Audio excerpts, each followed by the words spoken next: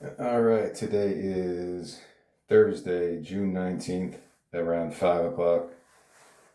And took a couple days off, started reading some books to help me expand on my stupid stream of consciousness stuff. I figure that's what podcast hosts do. If you want to think of this as a podcast, you have to read, highlight sections that you want to talk about. Really, that was how I got through the tribalism one, going tribal. I was able to read Among the Thugs in 2 days, and that helped me kind of conceptualize what the verbal diarrhea I was having of how to approach politics, religion, tribalism, nationalism, and not look to separate people. Because usually, when you bring up matters like that, everyone forms a team and has their worldview, and you can't really go any farther. Like, you put a Trump person against a very liberal person, and I guess people still have somewhat intelligent debates, but I really wasn't trying to do that, convince anyone of a specific view. I'm just trying to show how tribalism kind of distracts from efficiency, and people get stuck in that left and right bullshit, and it could really mess up your consciousness, your flow through your daily routines and your thoughts. So you just got to watch out with that shit, not let it take over your better demons, because they're better than the left and right bullshit. Anyway, today is going to be a more relaxed talk, I think, at least. It's a song called Freedom. This is Evolution of a Song Part 7. It's a song called Freedom, which is one of my favorites. I came up with this driving home from work one day over a decade ago. I'm going to share the original recordings later on my Substack. And I was singing this melody, freedom isn't granted, it can only be taken. And while I was driving home, you could hear the police sirens in the back. I always thought that was really funny. I'm singing a song about freedom, and then all you hear is police sirens blaring. So I'll share that. I shared it before, but I figured I'll share it again. It's pretty humorous. Freedom isn't granted, it can only be taken. I always just like that type of historical methodology of what freedom is. I remember learning in history class in Catholic school what comes first, like God, country, then where's the individual? Maybe 10 or 20 in that list. God, country, corporation, corporation, corporation. And it's all kind of it goes back to that individuality of why is individuality so attractive. And I guess the main reason is the critical thinking that comes along with it. I don't like the groupthink aspects of any political philosophy that can become a fundamental weapon. It could be weaponized as a form of fundamentalism, whether it's religion or anything else. So individualism is, in some ways, like my guiding force. And when I'm trying to talk about politics and stuff like this, I don't want to go into the whole tribalism thing again, nationalism. I spoke for like 4 hours that day when I spoke about going tribal. And yeah, it was good to vent some of those things and clear up some things, hopefully. But a lot of it was just random nonsense that I just repeat because I hear other people say it. So today is going to be a little bit more light. I'm going to talk about a book by John Luther Adams, who's a really great American composer. I read his book the last 2 days or so, Silence is So Deep, Music, Solitude, Alaska. And this dude's awesome, man. He moved to Alaska, kind of went into the wilderness, like that type of an appeal, when it was still the last frontier. And he goes into that, how Alaska has become less of that. Now it's like suburbanized, and not as wild as it was, but and global warming. He talks about some of the effects that he's seen as he lived there for maybe 20 years or so, or maybe longer, in I think Fairbanks, maybe. It's a really good book if you want to check it out. John Luther Adams. While reading it, I had to buy one of his albums because it just really connected to me. Let me look it up so I don't forget.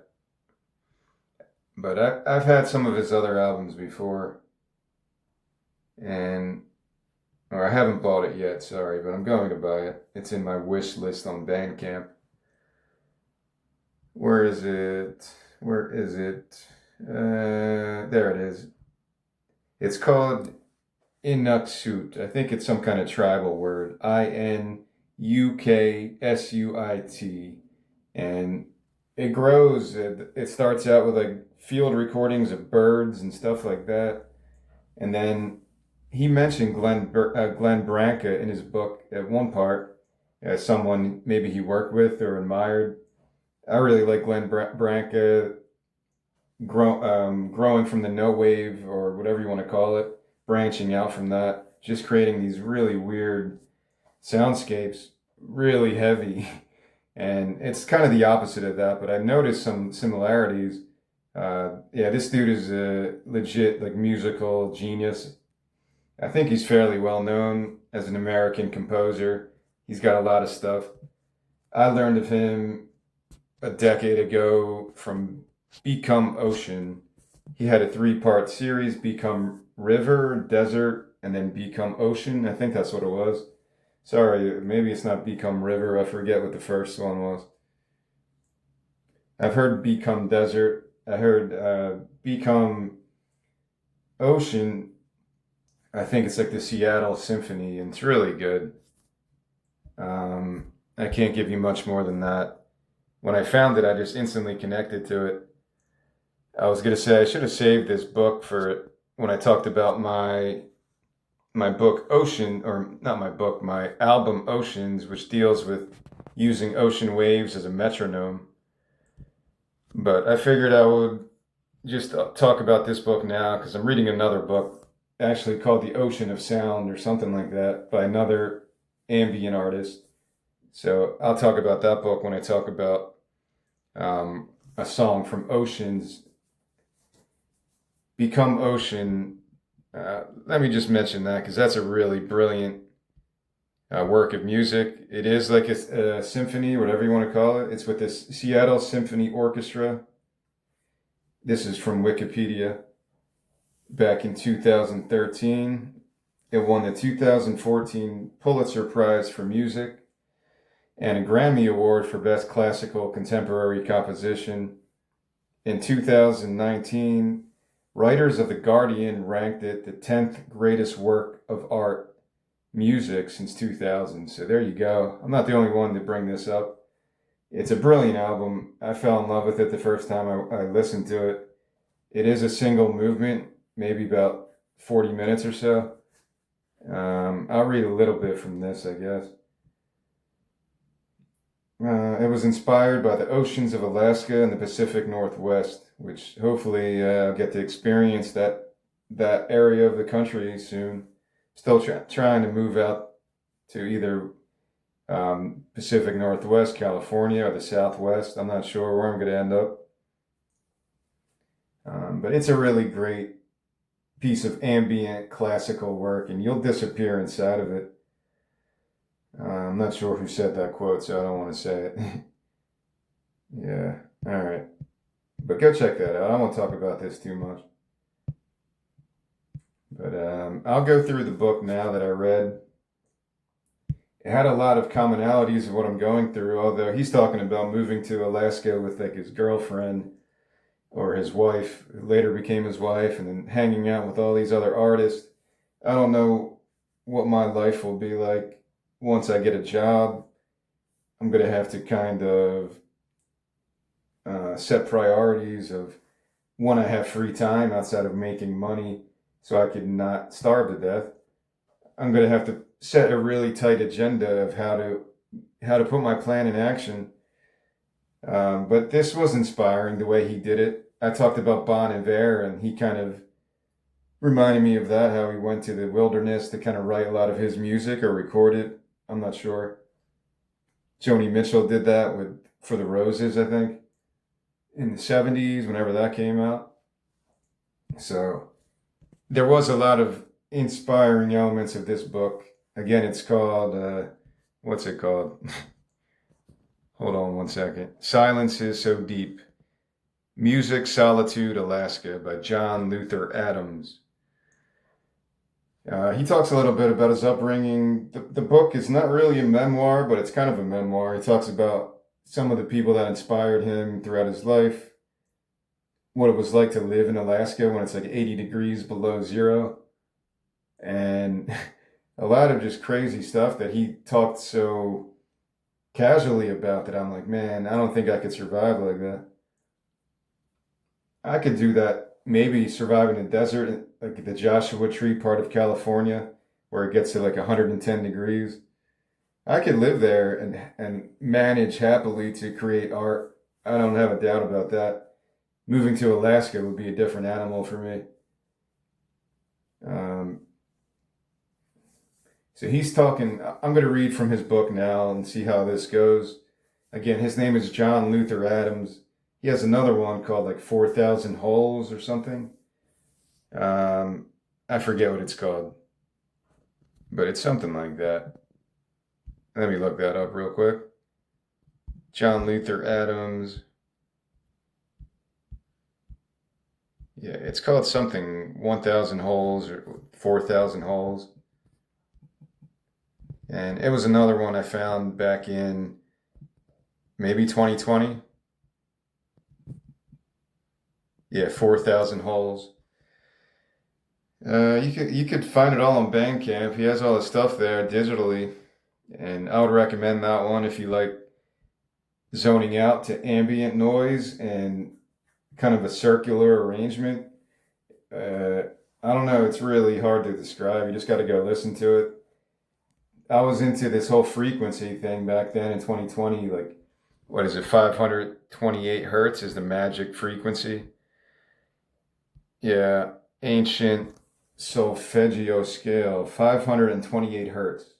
It's known as a love frequency or miracle tone. I remember laying in my apartment during COVID thinking I was going to die and listening to stuff like that. Like, this music will heal me.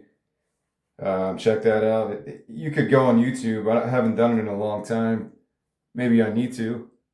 You could go and just loop it for like 8 hours or whatever you want. 528 hertz. It's one of the ones. There's other ones too, but that's the one that stayed with me. I was all into, what was that song called by Aphex Twin? Stone something. I gotta look this up, so I give this credit too. This was a part of my life in 2020. Stone Out of Focus, I think it's called. Stone in Focus, sorry, the reverse. Stone in Focus, officially known as number 19. You might have to go to their store on their website to download that track, but it's probably like among my favorite, if not the best, ambient track I've ever heard. Stone in Focus. Somebody put it on YouTube for free and just looped it for like an hour, and it's so good, man. If I jumped out of a plane, that might be what I want playing as I'm about to parachute. I think you can pick a song when you go skydiving. So check that out. Stone in Focus by Aphex Twin. I don't know a lot about them. I know they're highly revered. I think maybe even Radiohead is a big fan when they were trying to do electronic stuff or when they did electronic stuff. So they're very well known as well in electronic music circles. But I'm going to read from this book now, but go check out John Luther Adams, whether you like whatever kind of music you like. You're going to like this guy. If you like classical, ambient, there are some field recording stuff. One of them, I had to go on YouTube to find it. It was like more of a play or a musical because he is classically trained. He talked about playing the timpani and even conducting musicals or whatever you want to call them. I guess a play or an opera. That's kind of what it sounded like, but I forget what it's called. All right, so I'm going to read sections of this book and see how this goes. Um, this is coming from right in the beginning of the story when he's talking about as a younger man in his 20s and 30s, he was getting involved in environmental activism, and he had to make a decision. Well, I'll just read this in his words. In that moment, I decided that someone else could take my place in politics, and no one else can make the music I imagined but me. So I took a leap of faith in the belief that music and art can matter every bit as much as activism and politics. I just really like that line because that's what I'm trying to figure out myself. I don't have anything right now. I'm not completely purposeless, but I need to be able to survive. Later on in this book, he talks about that. He went into a radio station in Alaska and he kind of worked there and did teaching. So, of course, you have to support yourself. He was lucky enough to find some great people around his area, like poets and other musicians that he talks about, and kind of led him to love Alaska like that. This is coming from another part of this book. As a composer, I believe that music has the power to inspire a renewal of human consciousness, culture, and politics. And yet I refuse to make political art. More often than not, political art fails as politics, and all too often it fails as art. From the titles of my works, Songbird Songs, In the White Silence, Become Ocean, it's clear that I draw inspiration from the world around me. But when I enter my studio, I do so with the hope of leaving the world behind, at least for a while. So I like this passage because that's what I just talked about to open this talk. Like, yeah, you write an album called Going Tribal, and originally it was just because I loved those tribal beats, Horace Tapscott, even in ambient music and field recordings. That's why I kind of liked his one that I talked about. It has that native feel to it. And he mentioned stuff like that. Why do we connect so much to this tribal mentality in comparison to going to some fancy symphony indoors? I think he went to some outdoor nature thing. I'll get to it later in this book. But the sentiment I just read about he didn't want to make his art political. Maybe that was something I wish I read years ago, because a lot of my art deals with some punk rock stuff. And punk rock is about transparency, putting it all out there, no bullshit. And if it offends somebody, well, that's punk rock. Like, as long as you're not hating on a specific person or race or religion, like, you're allowed to criticize what you deem to be against human rights or whatever, like that Susie song, Susie and the Banshees, from Juju. I think she had a song called Arabian Nights that got a lot of controversy over the politics of it. It's a dangerous terrain to go down any political avenue. I was writing songs like cunty people are boring, trying to make it like funny like that. But what does a cunt mean to some people, to other people? But I'm not going to be afraid to use a word. Well, some words I probably am afraid to use because some words have a real violent effect. When I say cunt, it's kind of a funny word to me, like a dick or a prick. It's the same thing. So, do I care about using bad language in my art? Not really, because I'm not writing kids stuff. I do want to write more kids books. It's something I plan to do in the future. If I can learn how to draw a little bit better, I could get maybe 4 or 5 kids books out and maybe make some money like that, like Shel Silverstein. He's kind of an inspiration for kind of the stuff I'm going through. Shel Silverstein writing country songs for Johnny Cash, writing other types of music, his own music, writing for Playboy, and then writing some of the best children's books ever. Why do you want to box yourself in as an artist or typecast yourself? I think Tony Soprano, James Gandolfini talked about that. Playing a character like Tony Soprano, you do kind of box yourself in because that's how people will refer to you. I do the same thing sometimes with like even James Alexander, right? George Costanza. I think of him as just Costanza.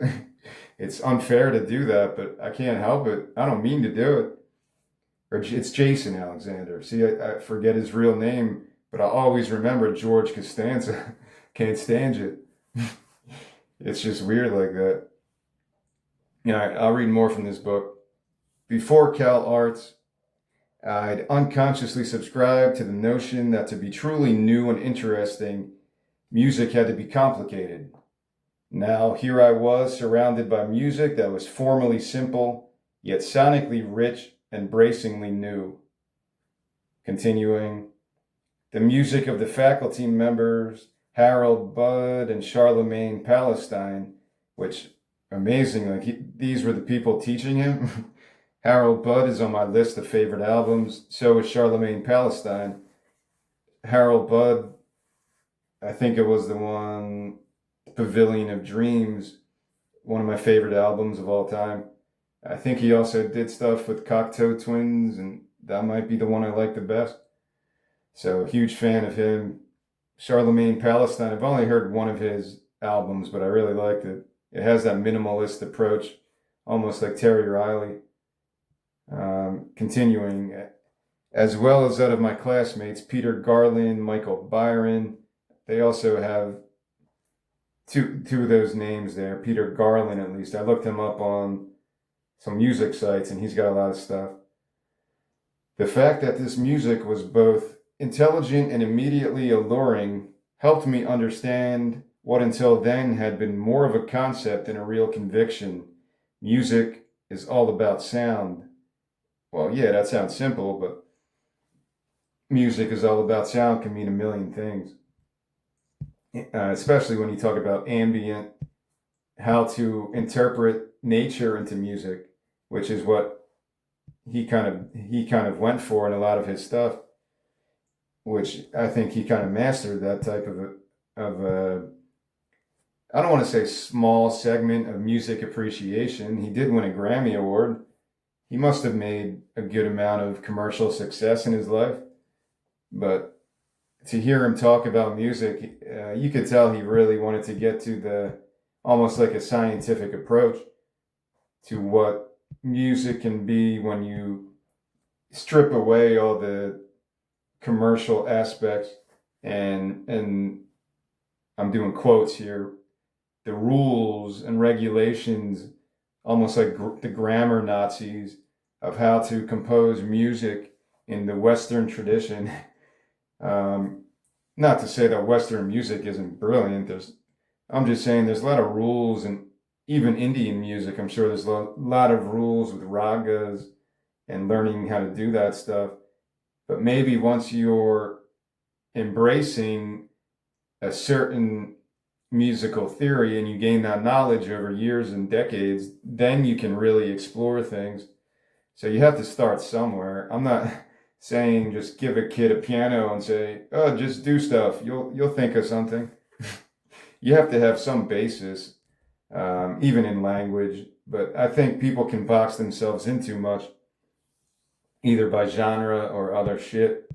So I really appreciate a book like this that takes you out of those boundaries. And again, yeah, highly recommend reading this book.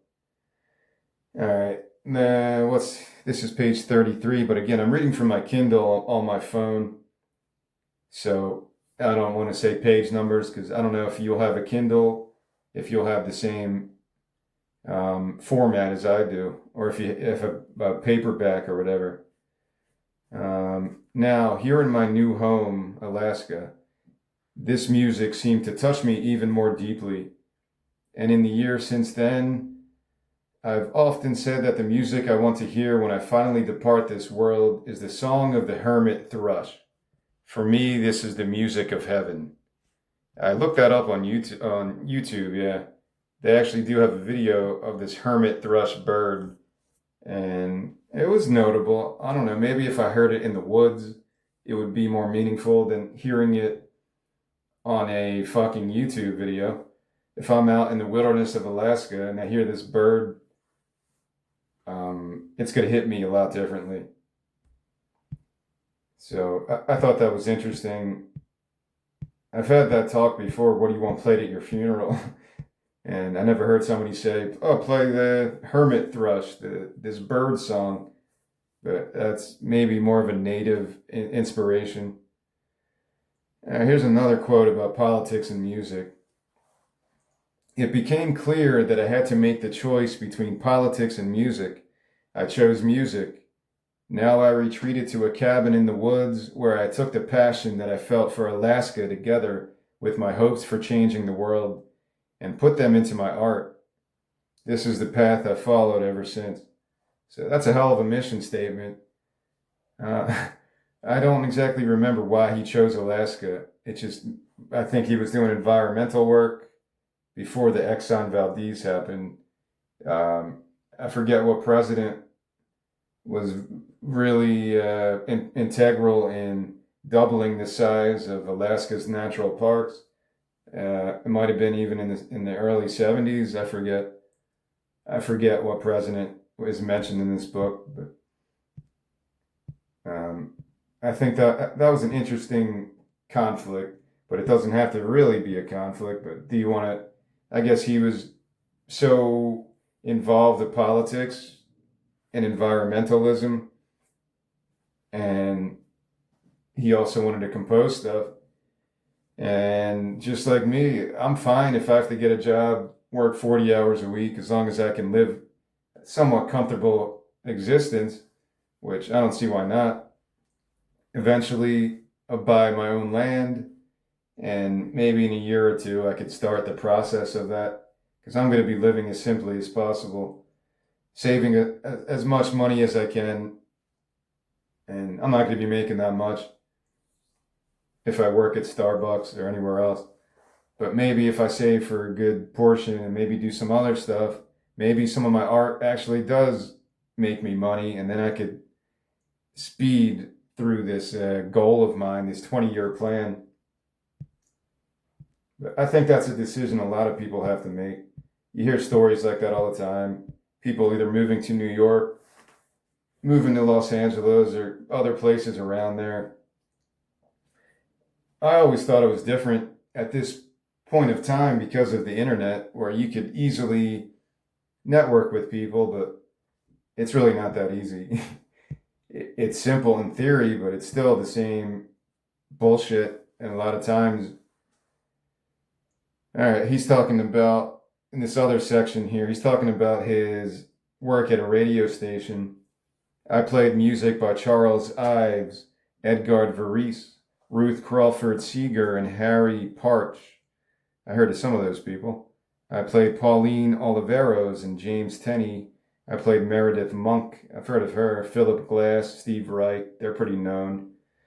I played works by Louis V. Vierk, Jim Fox, Peter Garland, and other composers of my generation. I think I highlighted that just so I could look these people up later. A lot of them were on Album of the Year. They had some albums on there that I'll check out later. Well, as I was reading this in 2 days, it's only about 200 pages. I was listening to a lot of his music as I was going. In the years that I produced the new music, I recorded conversations with Diane Rudyar, Conlon Nancarrow, Morton Feldman, Lou Harrison, Glenn Branca. That's where he mentions Glenn Branca. I wish I could find that interview. That would be awesome. Our conversation with him and Glenn Branca, Robert Ashley, James Tenney, and many others. So, yeah, that's pretty cool. He was able to at least work, and his work was also like a way to inspire him in his own music. Well, I'm not speaking for him, but I imagine that's a pretty valuable job to meet other composers like that. All right, now what are we talking about here? I think he talks about some of his experiences in Alaska living off the land. We'd also use it to rain water over the hot stones, filling the room with the scalding steam. We kept a bucket handy too and a large ladle. Sometimes we would add a few drops of eucalyptus oil to the water and ladle it on for a blast of aromatic vapor. There were also cedar and sage bundles, which we occasionally used when we felt moved to spread the fragrant smoke over our bodies. He's kind of talking about how he made this makeshift sauna inside of his house. It's pretty wild. But if it's negative 80 degrees, which I think actually is a thing, I'm not exaggerating, I can't even imagine what that's like. So whatever you have to do to stay warm, more power to you. That's why when I was researching my Kickstarter project when it was live last summer, I was researching rainwater barrels and composting my own shit and piss, and depending on where I would live to see what I could do with the terrain and stuff. There was a lot of stuff. Most likely the first couple years I wouldn't be able to do any of that stuff. If my project got kickstarted, I would have to just load up on canned goods and tofu and stuff like that. But to live a simple existence, no running water, no power, I was going to run everything off solar panels and see how that was going to go. That's still my plan, to go as green as possible.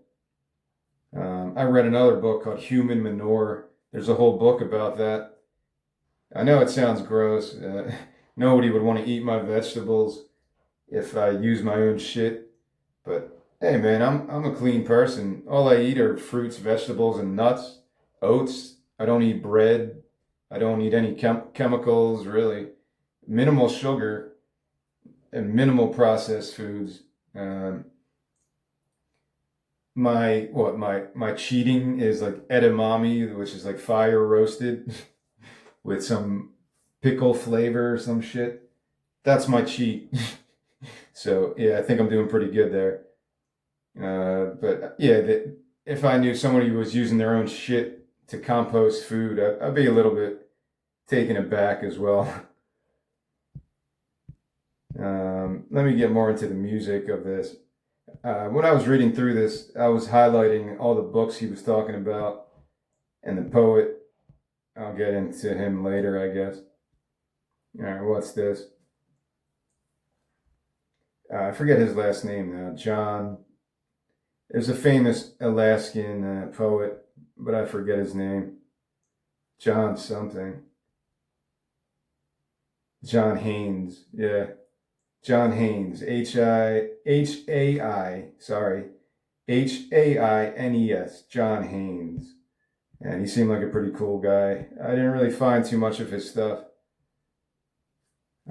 Is this from him? Hold on. Nah, this is from John Luther Adams.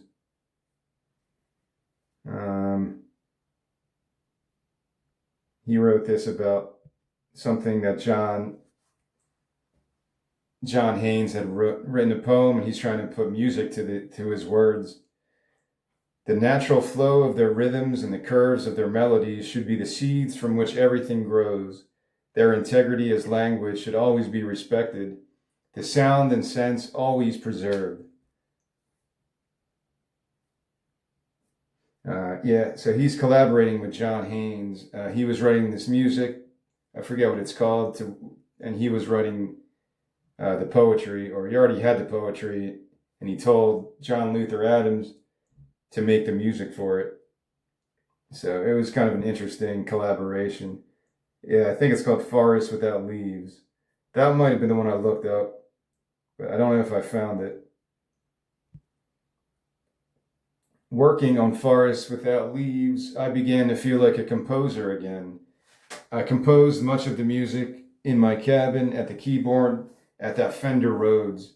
Things evolved slowly and painstakingly as I worked syllable by syllable to hear and augment the natural prosody of John's poems, but there were occasional moments of grace. So yeah, there had to be, if you're putting other people's words to music, I think Aaron Freeman did that. The guy from Ween, Aaron Freeman. Uh, that just came in my head. Let me look that up. Aaron Freeman had a solo album, and I really liked it. Aaron Freeman, maybe it's called Marvelous Clouds. Let me see what poet he was talking about. It's really good. If you like Ween, you're gonna like it. It was probably like 10 years ago, 2012. The record is Freeman's interpretation of 13 songs by Rod McEwen. So he's fairly well known, I think. I didn't know it was Rod McEwen. Yeah, so Aaron Freeman, also known as Gene Ween. It's kind of like what Wilco did, reinterpreting Woody Guthrie. You could put that in there too. That was pretty cool. The Ocean Boulevard or something like that. Or Mermaid Island, something like that. I forget. You're taking on somebody else's work and trying to add music to it or restructure things. It's kind of a, not that I know from personal experience, but it's got to be a weird type of call and response, especially if the person isn't around anymore. You just have to take liberties, like, all right, poetic license. I guess this guy would be cool with it. This is in the 80s and talking about the politics of Alaska, talking about the pipeline and that whole thing about every Alaskan citizen gets a royalty check. If you live in Alaska for whatever, you get paid from the oil companies. Something I heard years back, and he's talking about that here. Nuclear winter seemed a more likely end for human civilization because this was the Cold War times in 84, I think. And the penultimate poem in Forest Without Leaves conjures that apocalyptic vision. Yet, even amid the prospect of doom, the piece concludes on a note of faith and hope. A birch leaf held fast. This is the poem I'm reading now. A birch leaf held fast in limestone 10 million years still quietly burns, though claimed by the darkness. Let earth be this windfall, swept to a handful of seeds. One tree, one leaf, gives us plenty of light. I really like that sentiment. It's almost like the Jurassic Park. That's what I was thinking of. The life will find a way. The universe wants to get rid of our fucking human civilization, but somehow we'll continue in some other way. Life will find a way. Forest Without Leaves was a milestone in my life. Working closely with John Haynes encouraged me to think more deeply about what it meant to be an artist in the far north, giving me the temerity to entertain artistic aspirations to match the landscapes of Alaska. So I think this is when he started really getting into the more tribal elements of living in a country like Alaska. It's got to be crazy to live there, where sometimes you get limited sunlight, sometimes you get crazy dips in temperature. I don't know if there's anything like Alaska. I've never been to the West Coast, besides going to Vegas for like 2 days a long time ago. But going to Alaska would be completely like going to a different time of civilization, I think. Not to say I'm not saying the people that live there are uncivilized. I'm saying for somebody that's living the suburban life most of my existence, living where there's mountains and bears and shit like that would totally blow my mind.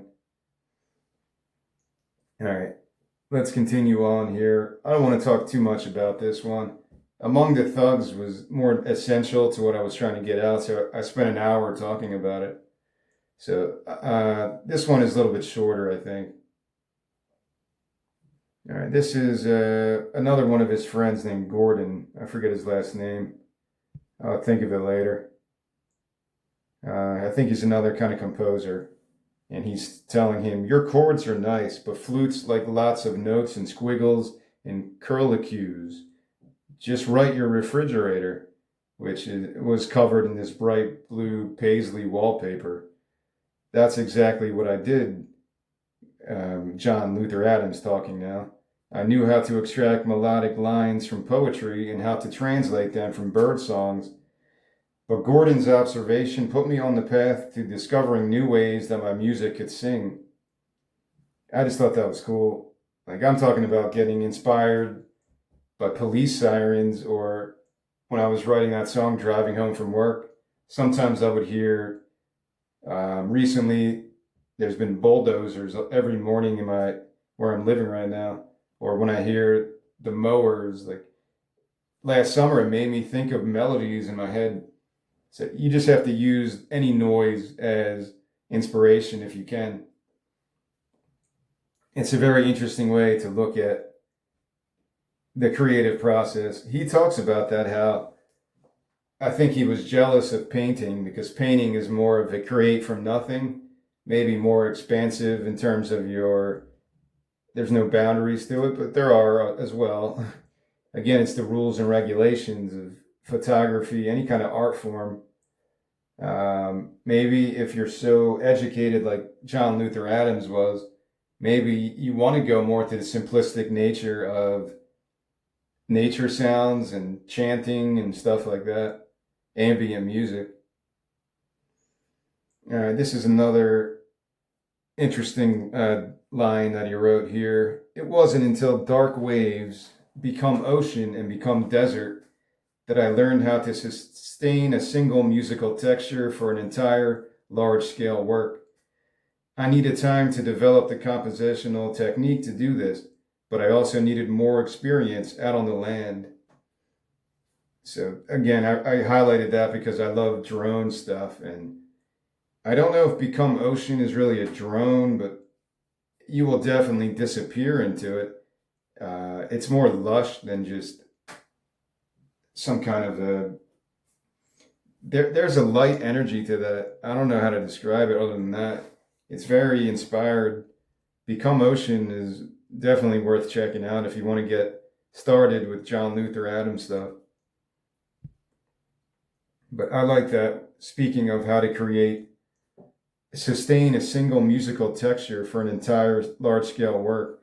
So I guess that was his methodology for Become Ocean 2012. Another section here. Immersed in that expanse with no trees and no prominent landmarks, we lose our sense of scale and distance, floating in undifferentiated space, suspended in time. This was what I was searching for in music. I forget what he's talking about. Some really off the grid place in Alaska, I think. It was Fairbanks. This is in the 80s, I think he's talking about. I don't know how developed areas were back then, because he talks about that later, how it's completely different today.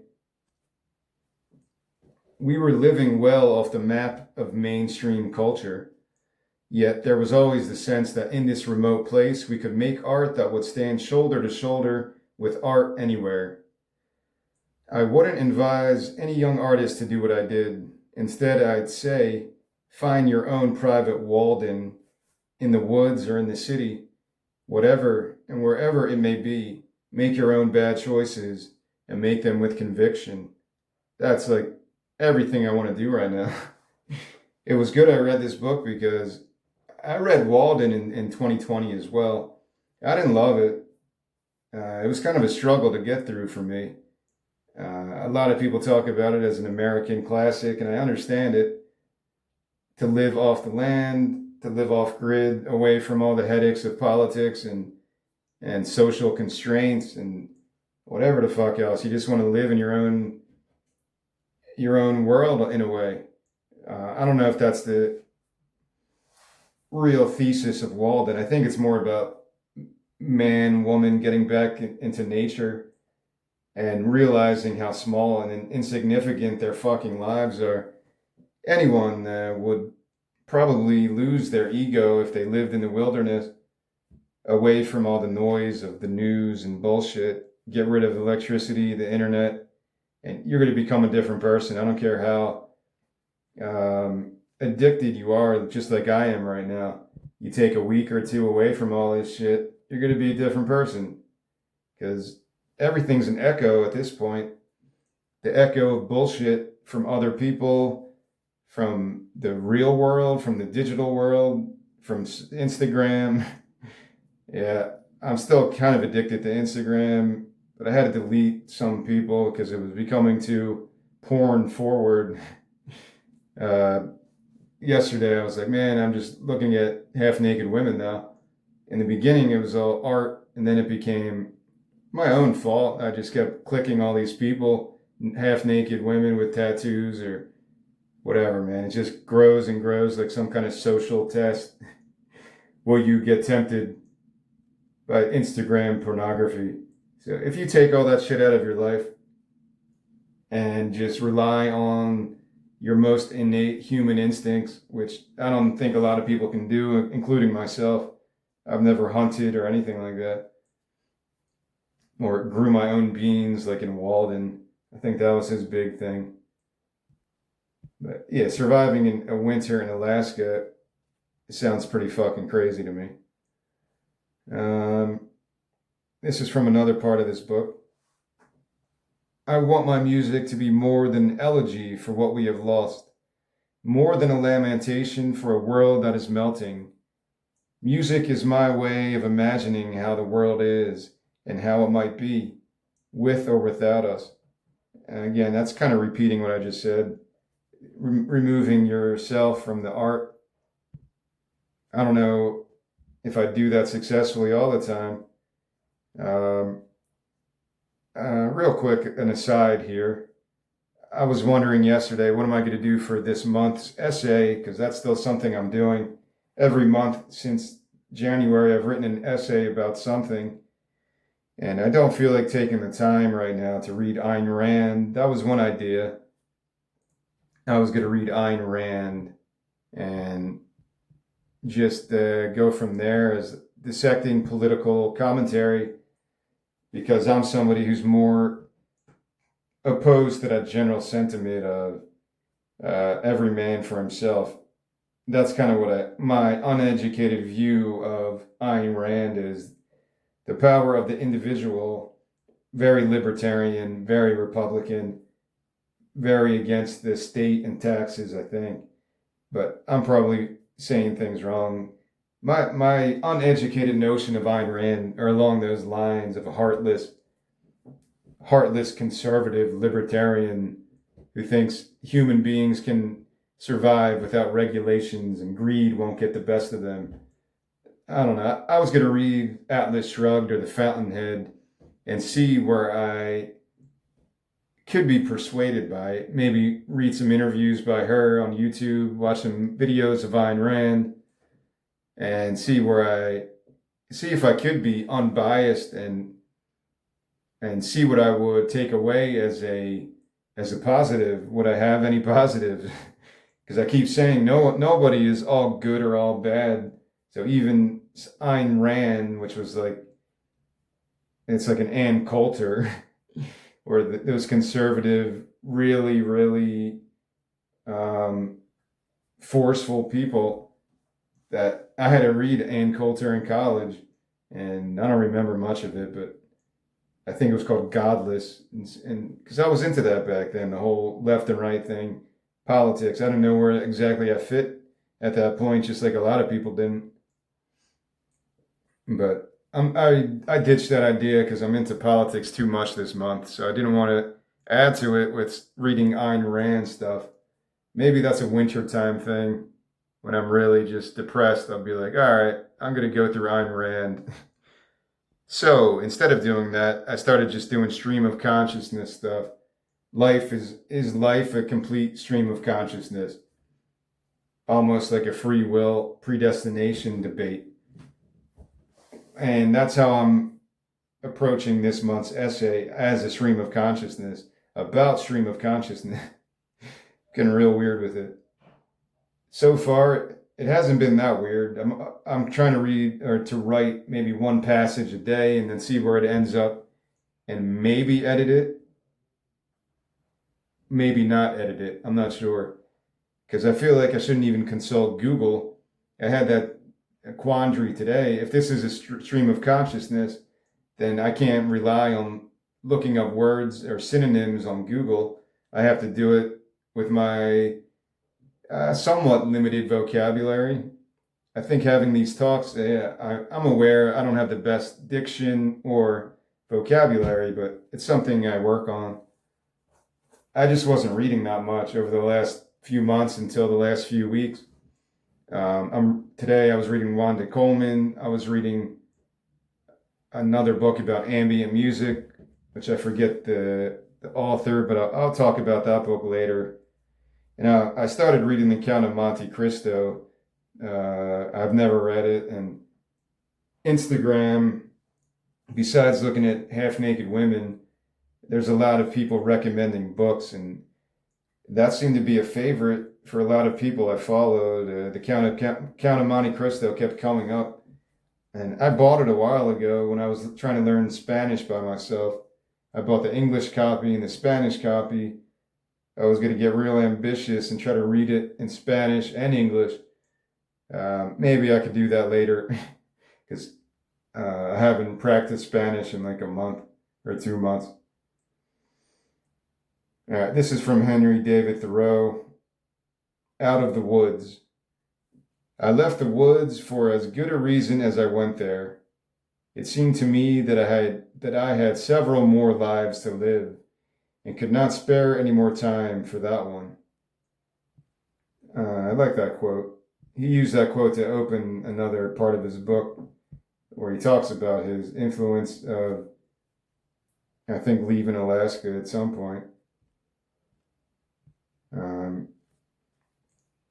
What are we talking about here?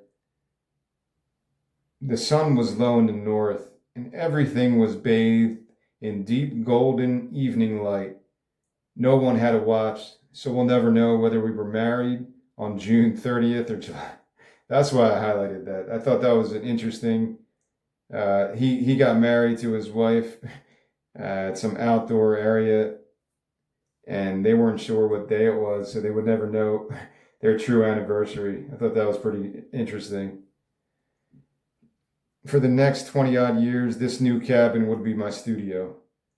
I had a partial interview today with the Starbucks guy from California, and I was like telling him about my 20-year plan: work, make money, and then in my spare time, I'm just going to make my art and music, and in 20 years, see how much I could actually produce by myself or working with other people. That's my 20-year plan.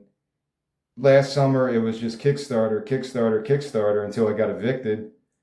And then I had to rethink things. And once I found out New Jersey wasn't going to give me any opportunity, once I found that out, everything kind of changed in my head.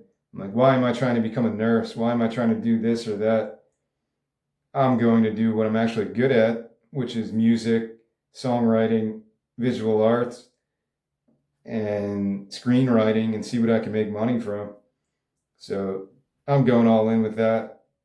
And it's not going to happen on the East Coast, so I'm just trying to go and do it in a smart way so I don't have to fucking live on the street. That would be the antithesis of my whole 20-year plan if I don't have the ability to make art. I don't think I'd be happy just making graffiti art. I need to actually record music, so that's the game plan in my life. This is another part of this book.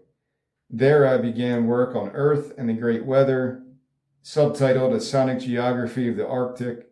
Earth is a celebration of the physical geography of the Arctic National Wildlife Refuge, the homeland of both the Inuit and Gwich'in peoples. Sorry if I said that wrong. The conceptual ground of this piece is a series of Arctic litanies found poems composed from indigenous names for places, plants, birds, and the seasons, spoken and sung in the Gwich'in and Inupiat languages. These words seem to me to come directly out of the earth itself. I really like that line. These words seem to me to come directly out of the earth itself, resonating deeply with centuries of experience living in that country, evoking an authentic poetry of place. I thought that was cool. Yeah, if I lived in Alaska, my entire life would be different. I'm waking up to scenery of other suburban homes that all look the same, like little boxes that show weeds, little boxes on the hillside. That's what I'm living in right now. No offense to people who want to live the suburban life. There's nothing wrong with it, but I don't think I could survive like this. Even when I was in my apartment living on my own, it was in the suburbs of South Jersey. So I need to totally rethink how your scenery will lead to what art you create. A lot of my art seems claustrophobic because that's how I feel right now. I keep saying I'm doing these talks in my bathroom so I can kind of zone out in darkness and kind of get my thoughts out as clearly as possible. I don't have a script other than what I'm doing right now. Getting some inspiration from John Luther Adams. And he's talking about inspiration here. I've been reading books about chaos theory and fractals, which weirdly I tried to read a book about fractals in 2020, and it totally went over my head. Those deeply symmetrical forms arising from the reiteration of simple processes. Forms that we recognize in coastlines, mountain ranges, snowflakes, and lightning bolts. This inspired me to imagine a kind of sonic geometry, fractal forms made audible. I remembered the one word, Mandelbrot set or something like that. That's one of the famous ones. I like that it's an organic way to kind of show the visual side of sound. I don't know how true this is. I was watching one of the stupid Instagram videos and I think somebody put electric nodes on like a fauna or a tree, and it was actually able to create sounds. I really don't know. A lot of this shit on Instagram is fake. But I can guarantee you I'm a real person. I'm not a robot. I'm not a robot. I do have human organs and skin and bone and eyes and some hair, but I plan to shave later because my hair gets weird if I let it grow. So I'm not a robot. You don't have to worry about my art as being artificially generated. And if it is, then there's no worry that artificial intelligence is that intelligent. If I'm the example of AI, then AI will tank the market like the internet bubble did. The AI bubble will come next and people will go nuts over that. All right, another part of this, I want my music to be arrestingly physical. But even when we're not consciously aware of it, formal structure, the mathematics and geometry of composition, gives the music a deeper coherence, a feeling of objectivity and inevitability. So even in formless stuff, there is a form. I don't know how to feel about that because I've never tried making ambient music, so I don't know the actual creative knowledge of making an ambient piece of work. Very crudely, is that the right word? I had a rough draft of this album called Relationships with Time, and really they just came from these kind of weird acoustic jams I had. And I think the whole point was to try to make my guitar sound like a sitar, if I could tune it weird or just try to make raga sounds. And I'll have to listen to it again to see if it's any good. I did include it in my book, Relationships with Time, because I made an album cover and I liked it. And eventually I had to change it because I didn't like it. I had to do like a 2.0 album cover because it kind of looked like poop. Hey Lizard, am I standing in poop? But I put it in my book of my 54 concept albums because that was the last one I worked on as a concept, and I didn't know if I was going to have lyrics or not. At that point, maybe I was just sick of words, and I was like, fuck it, this is going to be an instrumental ambient noise because I want to make it like that anyway.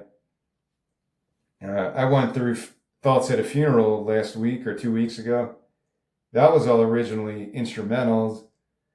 And then I developed stories, I developed lyrics, and hopefully it didn't sound too forced because sometimes it does have that feeling to me because I know I didn't really even want to write lyrics for it. Again, that's why I call myself the hypothetical poet. That's why I titled the book that. All right, this is more from that section of the book. The strange power of noise can open doorways to the ecstatic. Musical traditions throughout the world have explored this power for centuries. I knew it from my years as a rock drummer, but my most profound experiences of this have come through the all-night drumming, chanting, and dancing of the Inupiat and Yupik peoples. Apologies if I'm mispronouncing this stuff.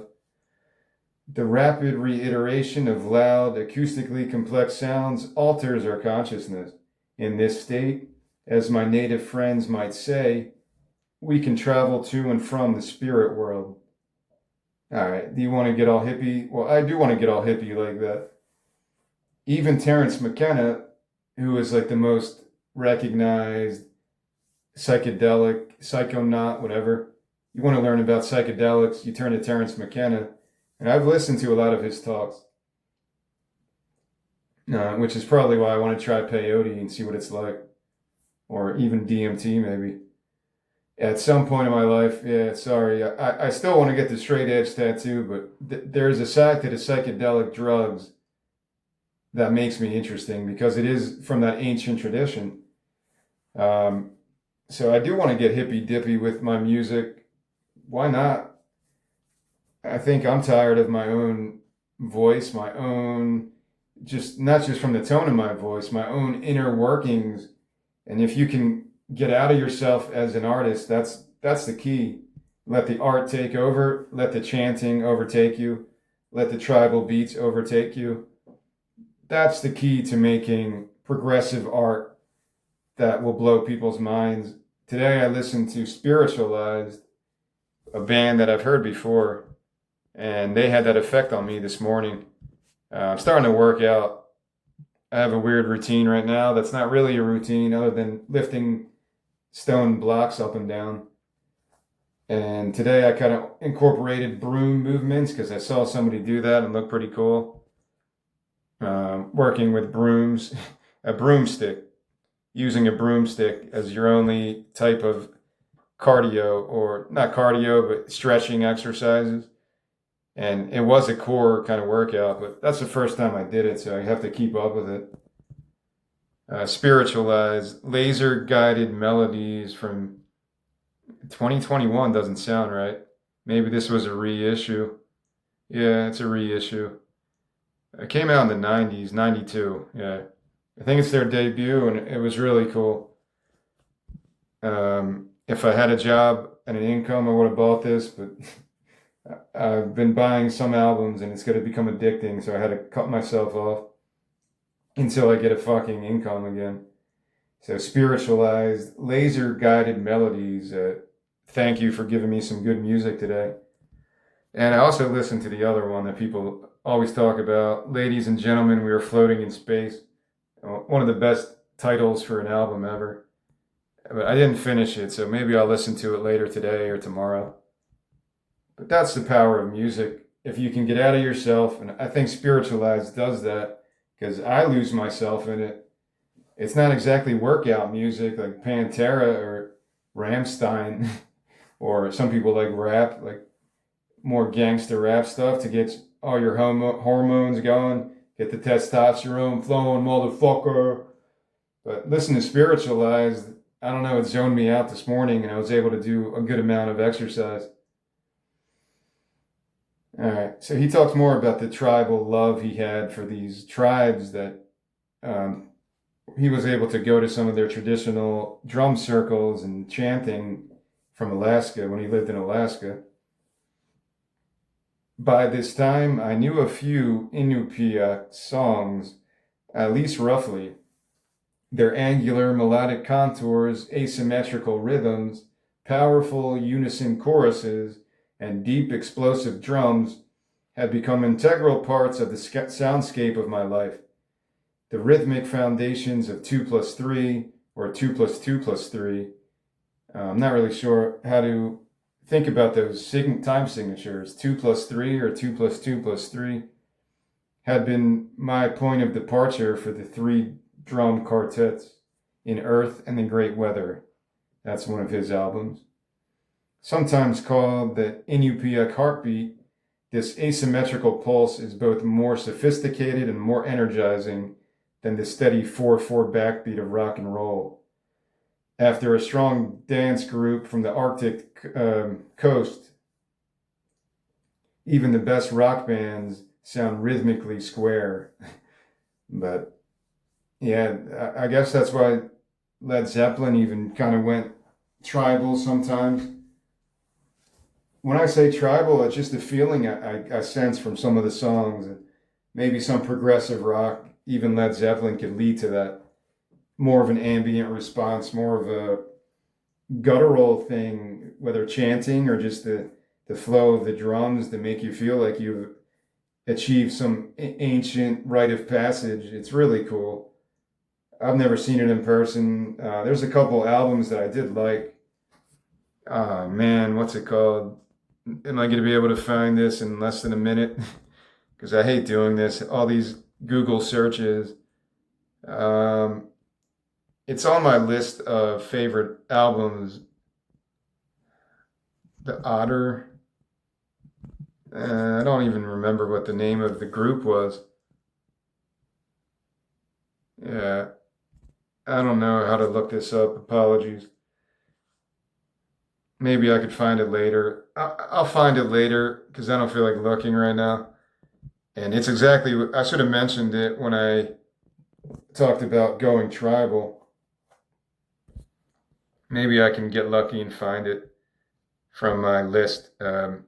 If you don't know, I made a list of my favorite 501 albums that shaped my life. And I'm working on a second one right now. I was inspired by some podcasts from other music writers throughout the years that did similar lists. And these podcasts kind of go through them and see if it's really an album worthy of it. So I figured, hey, I could do that. And it was something I finished a couple of years ago. Right now I'm working on the last 250 albums or so to finish the second part of that to get to 1,000. So you can't blame me for forgetting some of this shit.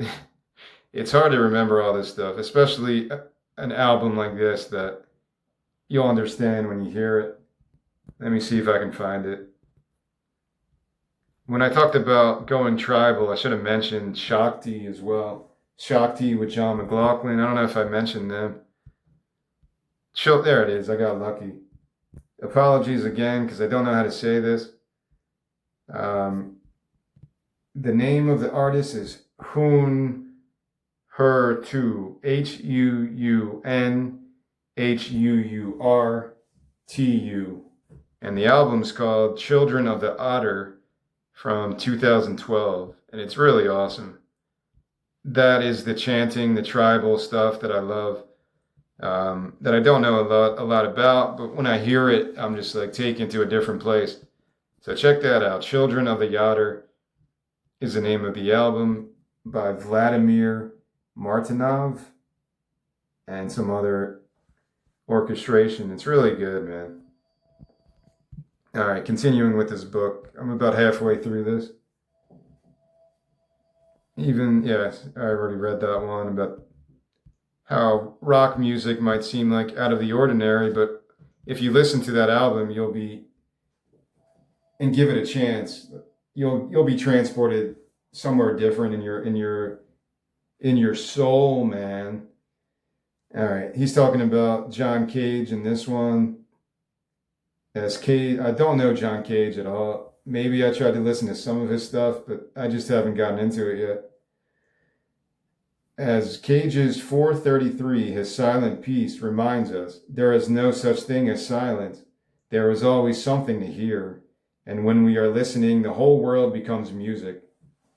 Cage is probably the best known of a lineage extending from Charles Ives, Henry Cowell, Ruth Crawford Seeger, Edgar Varese, and Harry Parch to Peter Garland, Michael Byron, Lois V. Vierk, and other composers of my generation. Some names to look up there. It's cool that he mentioned all these people because I haven't really gotten into any of them. Edgar Varese I've heard of. He was the only one because of Frank Zappa. I think he had the same story in this. I was listening to Frank Zappa interview and he talked about the rites of spring, and Edgar Varese, who I think did live in New York. I remember him telling a story in the beginning of this book, I think, about that. All right, now what are we talking about? All right. Yeah, he gets real spiritual about some shamanic stuff. And he mentioned this one story. Adeline's father, Stephen Peter, was a leader among his Gwich'in people and a healer. When Stephen would say someone in the family would carry this on, Adeline always assumed he was talking about someone else. She imagined the gift would skip a generation. I thought that was pretty cool, because I highlighted that just because I'm kind of interested in the healer thing. I had some weird thoughts in 2020 and other weird shamanic images, kind of.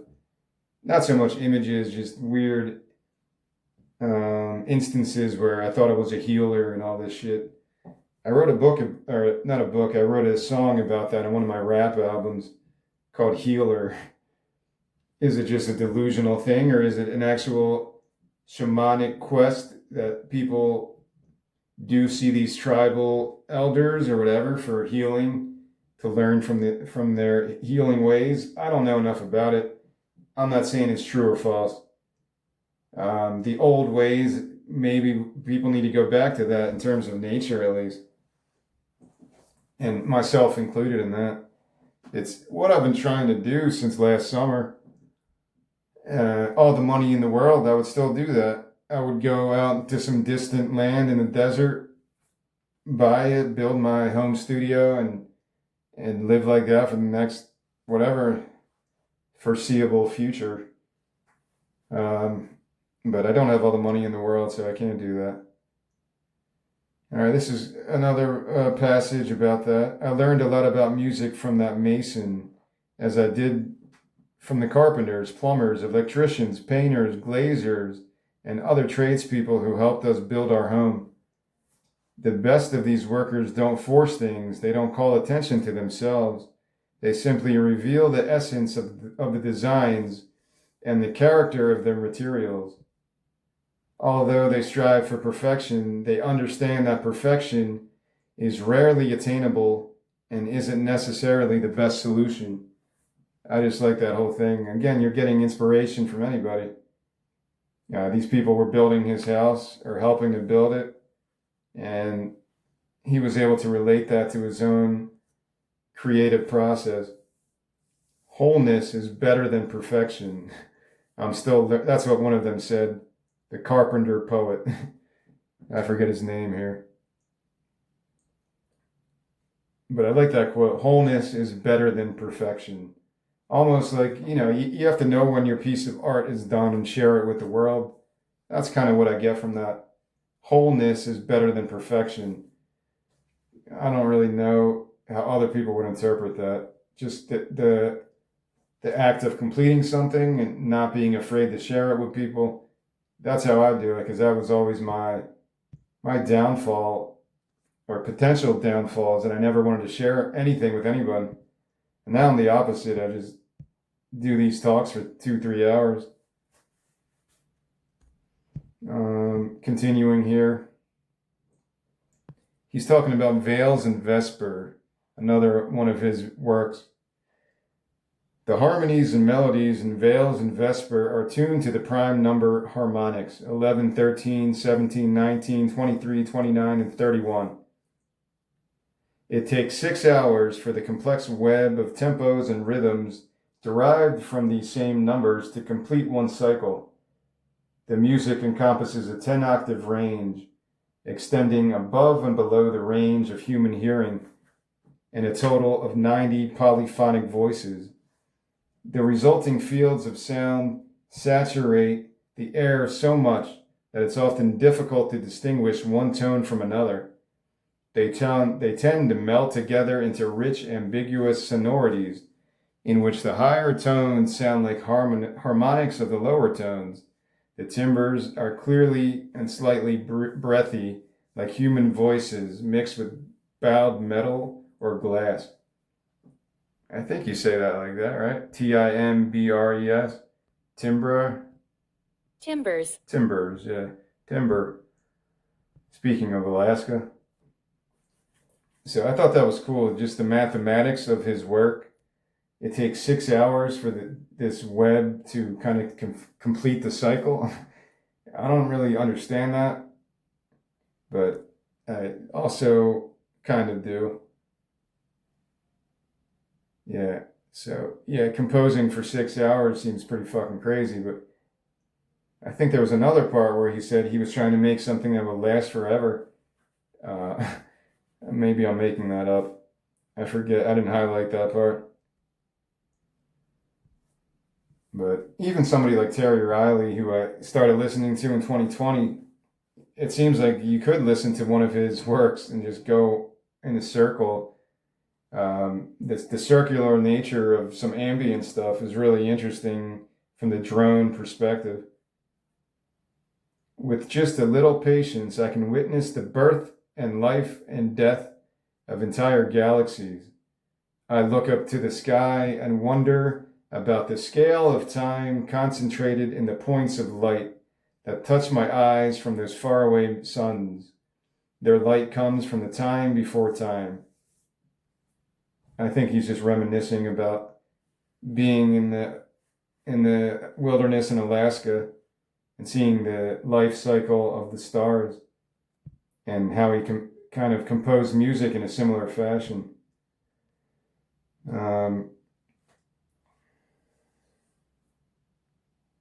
This is one of his other friends, Stephen Schick, Schick. He's talking about a conversation that they were having about one of his works, and he was telling him, you have to stop apologizing for your music. And then he continued, you're always talking about the mathematics behind your music, but you could take those same numbers and make them sound like hip hop or country music. It's what you do with the mathematics that matters. You're always talking about Alaska, but it's time for you to stop thinking of yourself as an Alaskan composer. Your music has become its own landscape now. We care about your music because it grabs us by the ears, because it takes us to a place we haven't been before and lets us hear something we haven't heard before. I thought that was pretty poetic there. Like, just that whole idea that, yeah, fancy mathematics, fancy dream theater stuff has a place in music, even though I don't really get down with it too much. Fancy mathematics, yeah, whatever. Mathematics is a part of any music, like he was saying, but it's how you interpret it and make that atmosphere for other people to enjoy that really matters. All right, he's talking about Dark Waves, one of his other albums. Although Dark Waves is just 12 minutes in length, I worked on it for most of a year. Several years later, I would compose Become Ocean in just 4 months. That's pretty crazy. I think he composed that one in the desert, Sonoran Desert, near Tijuana or something. He did eventually move to like New York City, and then he moved to record music along the desert of California, which is kind of my goal right now. Not, it doesn't matter where it is to me. I said I'm not a red state or blue state guy. I don't care.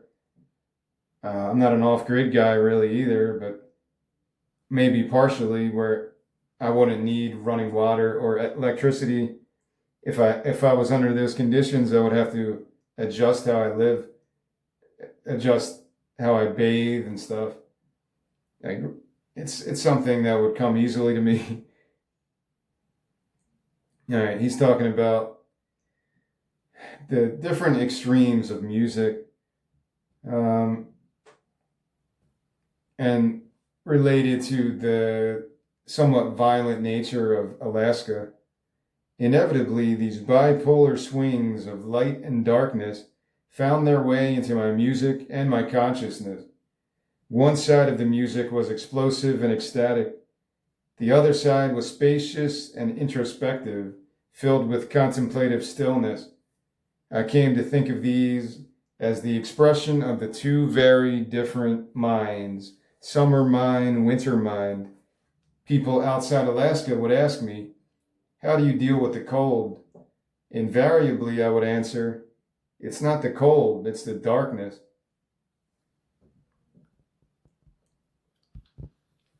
So again, going into how your setting will affect your art. I wrote like 2 or 3 albums in the parking lot of an Amazon warehouse.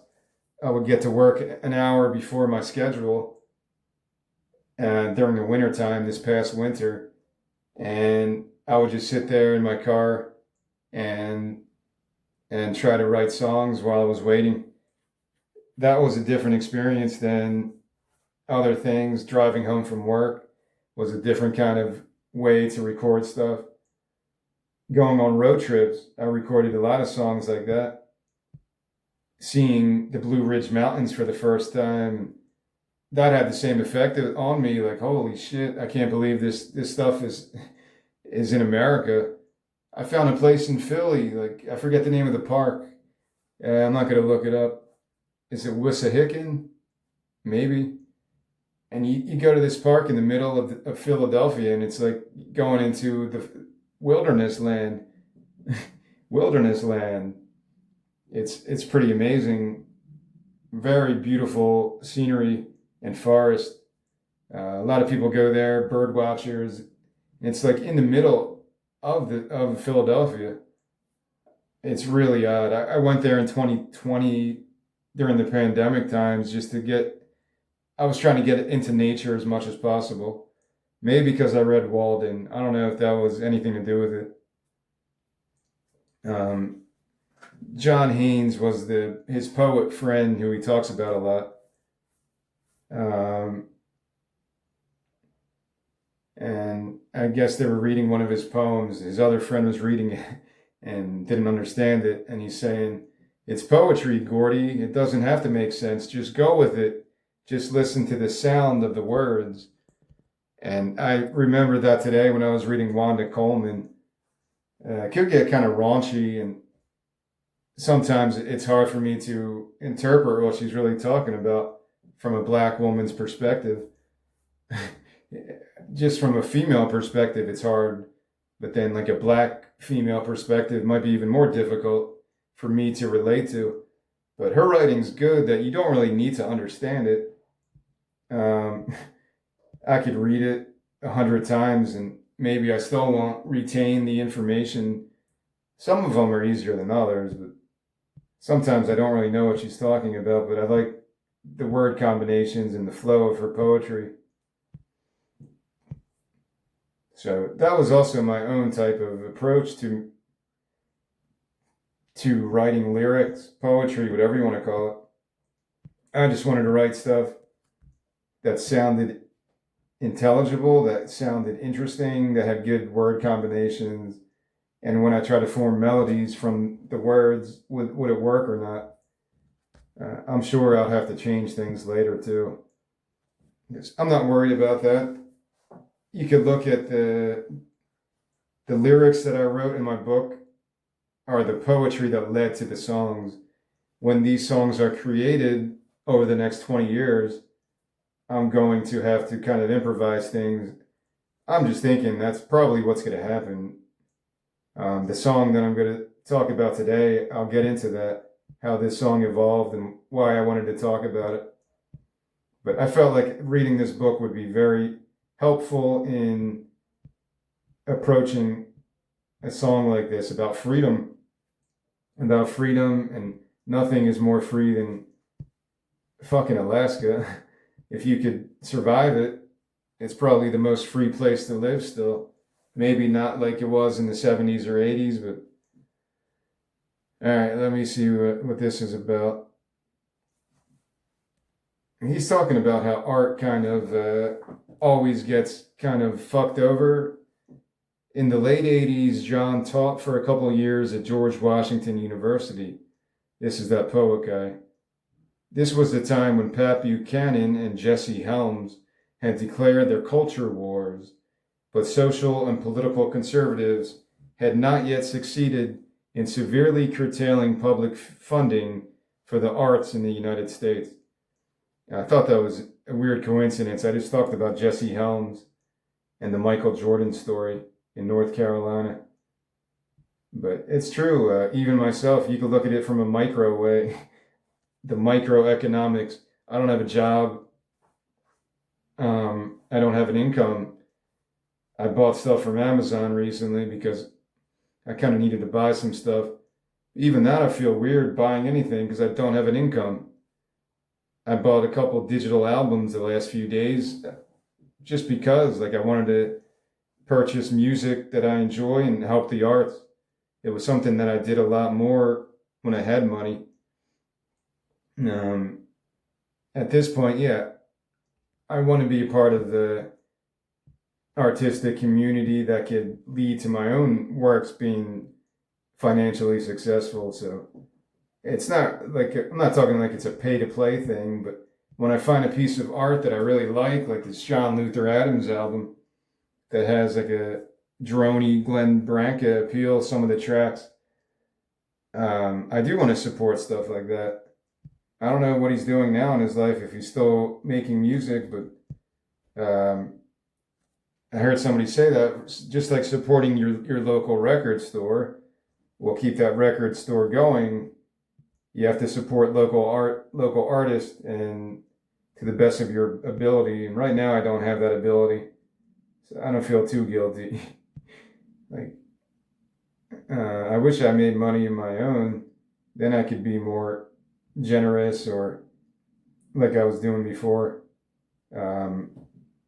From like 2021 to 2023 or so, I would kind of spend like $50 a month on Bandcamp, trying to go for more underground artists that would need the money more.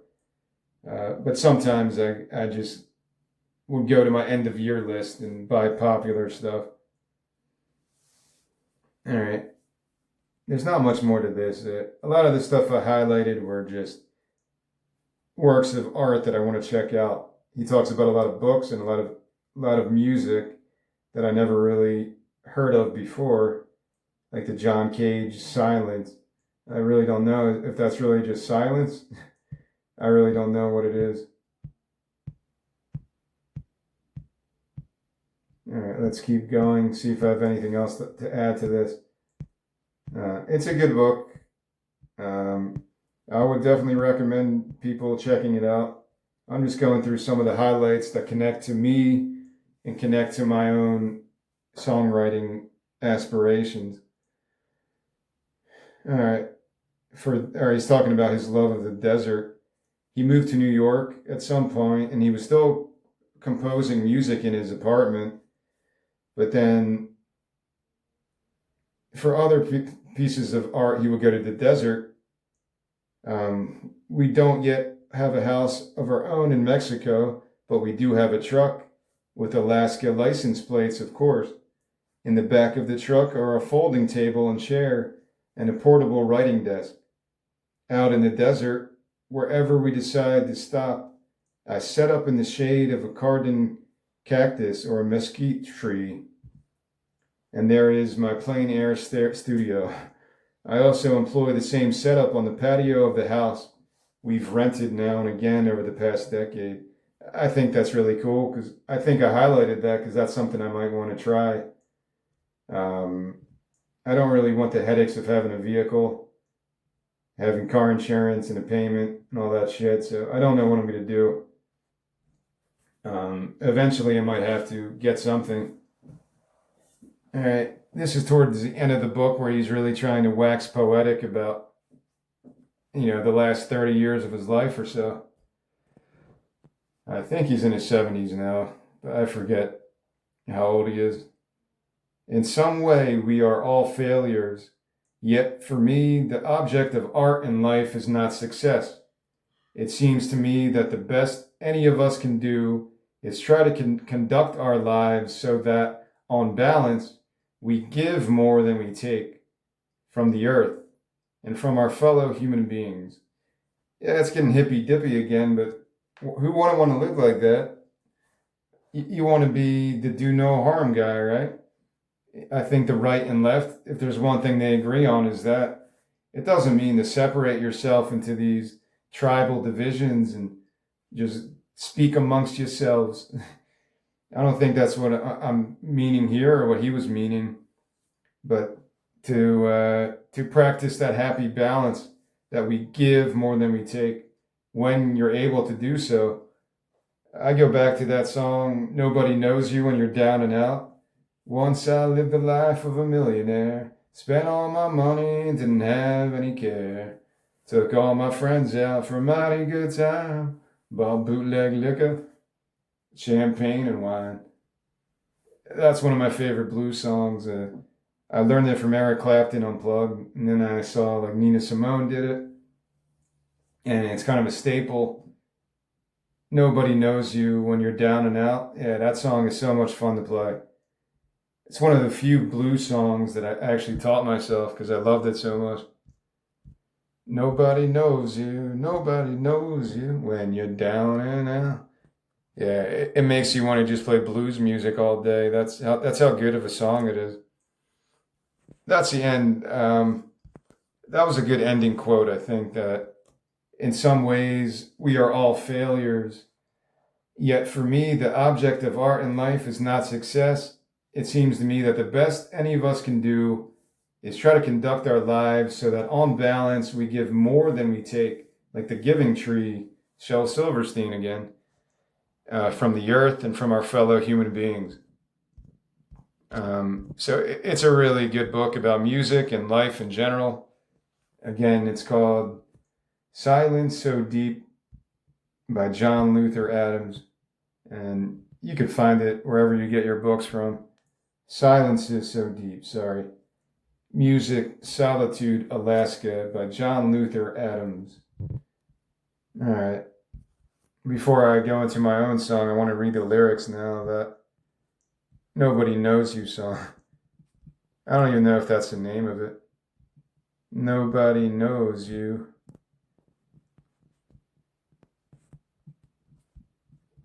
Knows you when you're down and out. And it's something I've done lately. I want to give credit to the actual person that wrote it, even though I learned of it from Eric Clapton, his famous Unplugged album, which is really good. Lately, people seem to criticize Eric Clapton for whatever political reason, but it's a great album. You can't deny it. Nobody Knows You When You're Down and Out is a blues standard written by pianist Jimmy Cox. All right, well, thank you, Jimmy Cox, in 1923, and originally performed in a vaudeville blues style in the aftermath of the 1920-21 U.S. economic depression. Well, that makes sense now. Jimmy Cox, yeah, it's pretty cool. It's a post-World War I recession, depression. That's all I wanted to really see, who actually wrote it. Let's learn about Jimmy Cox, boys and girls.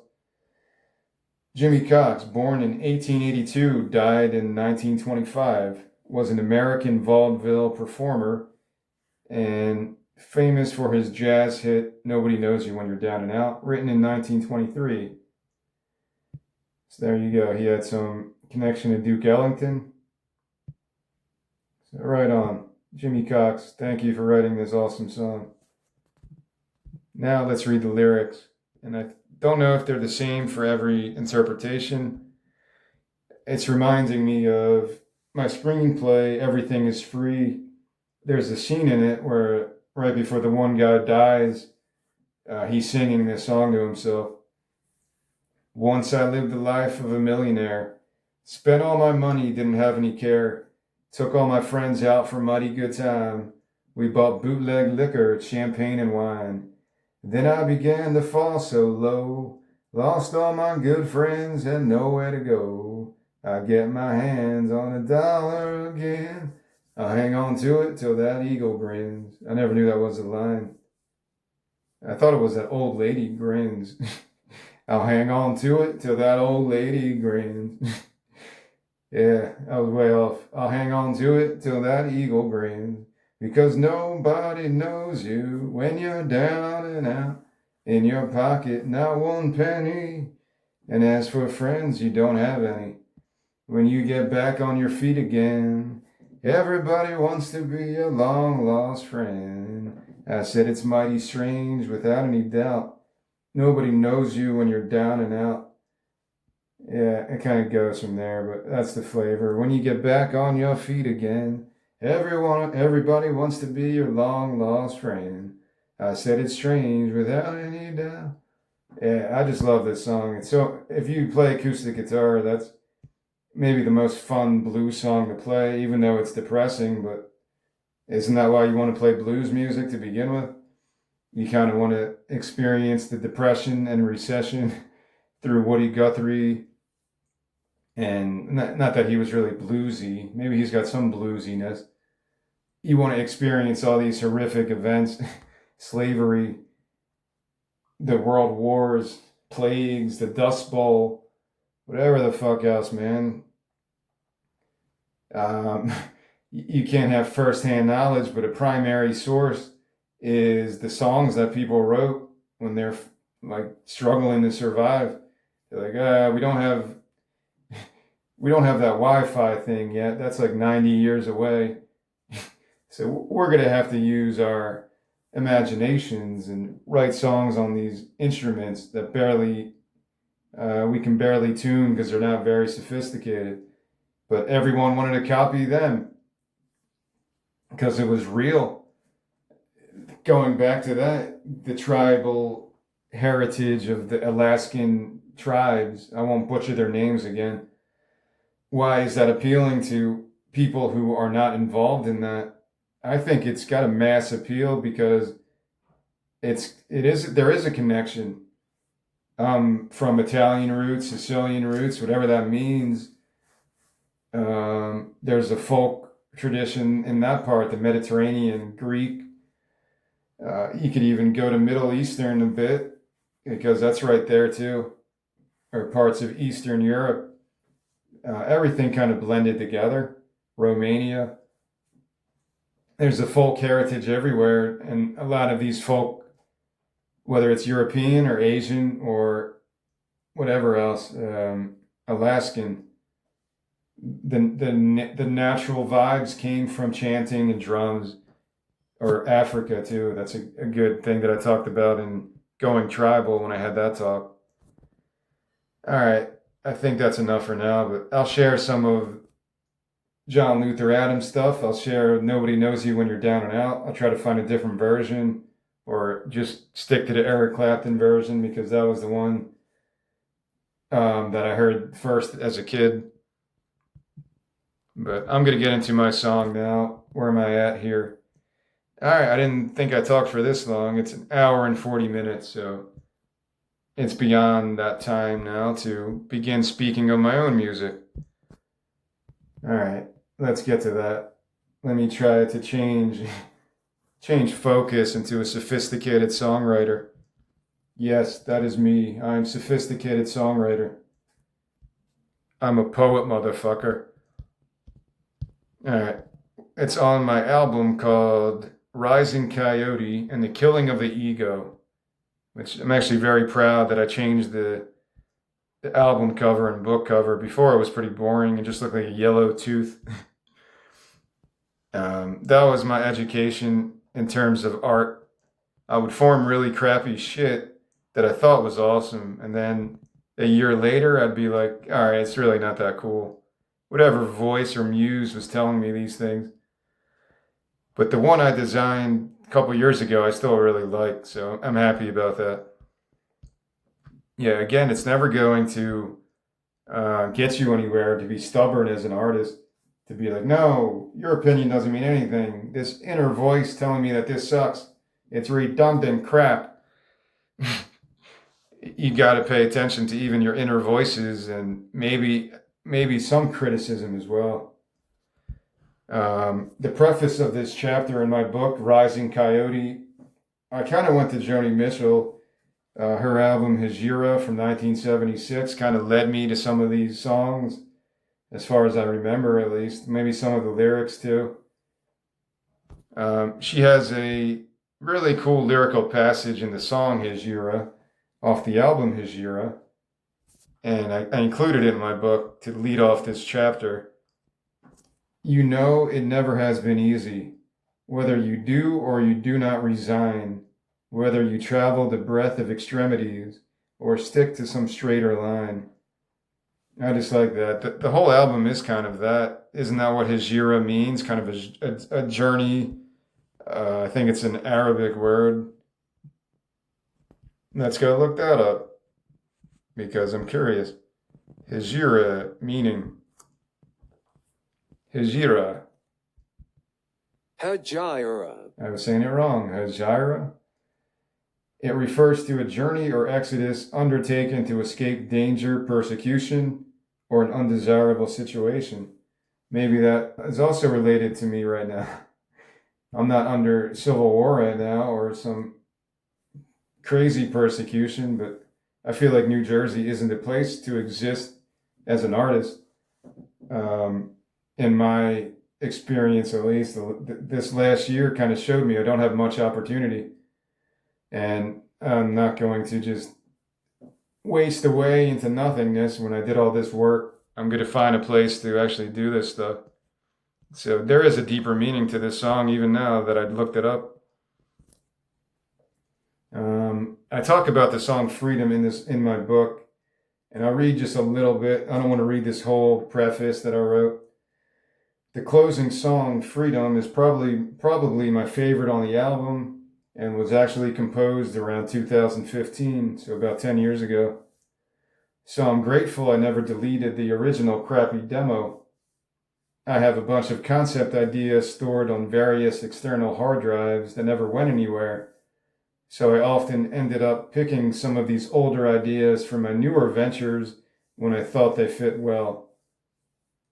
I found bits and pieces of the song "Freedom" from audio clips of driving home from work and other places, and I kind of arranged the song like that. Speaking of John Luther Adams and other musicians that write sort of their life history in music, not to say he won't make more amazing music. I don't want it to seem like that, like he's not making music anymore. I kind of did it the opposite way. These are my songs that I've written for the last 20 years, but I never did open mics. I never was in a band. I never had any intention to do any of that stuff because I was too shy. I was too shy, and I didn't think I was that talented to do open mics. Like a lot of people probably are afraid to do it. It's more a fear because I know I can perform these songs if I practice it. If I practice enough, I have confidence because that's how I've lived my life. The Bob Ross method that he had a quote about that I loved. Somebody was saying, "Bob, I don't know how to paint. I can't learn this thing." I'm misquoting him here, but it was the general flavor of Bob Ross answering one of his fans, and he's saying, "That's nonsense. If you teach yourself, if you practice it diligently, you can learn anything." To some degree, I wasn't able to teach myself Spanish because I didn't go all out with it.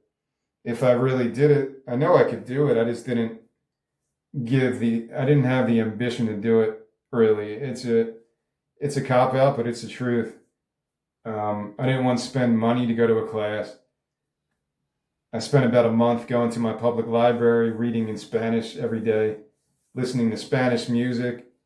Maybe it's still inside of me somewhere in my brain if I go back into it. Going back to this song, Freedom, the section of this song that really built this whole thing is the one line that freedom isn't granted, it can only be taken. What does that mean? Freedom isn't granted. You're born free. Your family doesn't give you freedom. The church doesn't give you freedom. The state doesn't give you freedom. Nothing is able to grant you freedom because you're born as a free person. These institutions can take away your freedom for whatever reason, whether it's justified or not. In terms of slavery, it was pretty fucked up. We do have certain laws that could take away your freedom, but you're born as a free individual, and nobody has the right to grant you freedom because you already have it inside of you. It's already there. You can't grant you can't gift something to someone that they already have. It's just intrinsic to the human condition. At least you want to believe that. Living in America, I believe that's a big part of it. That's why you see those T-shirts, freedom isn't free. And some people pay the ultimate cost or whatever it is for freedom. Like, it's a big part of American culture. Maybe that's why gun culture is a thing, because people see how other countries are stripped of their individuality and freedom, and they're like, fuck that. Over my dead body, or what's the Charlton Heston thing that you have to grab this gun from my cold dead hands. I don't know what it is, I forget.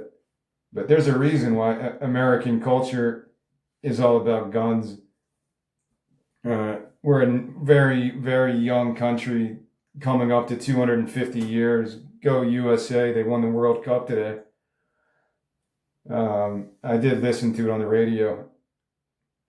If the USA can win the World Cup, I'd say that would be the most crazy story. They can make a movie about it. I'm not going to jinx it. I'm just going to say, yeah, they don't have a shot. Wait until they play France, man. Wait until they play England or Germany. Then you'll see how good the US is. Yeah, well, fuck all those European countries, man. Germany probably has like 4 World Cups. England has a bunch. Argentina, Brazil. So, yeah, maybe it is the underdog story. And I don't think the US was really that bad in terms of gambling odds. So it is kind of a possibility. If you made a bet, you're looking pretty good right now. The home field advantage is a big deal, yeah. All right, I'm not going to talk too much about random shit like this. All right, I talk more about the concept of this song. I'll read this paragraph because I did like this when I read it yesterday. It's very easy to sometimes forget that we were all born free and that no government or religious institution has the power to endow this natural birthright. Various power structures will certainly try to strip you of your autonomy throughout your life, or make it seem like you must support them if you want to keep living in a safe and prosperous society. But every one of us is an undeniable free soul as soon as we open our eyes for the first time and greet this miserably beautiful human experiment.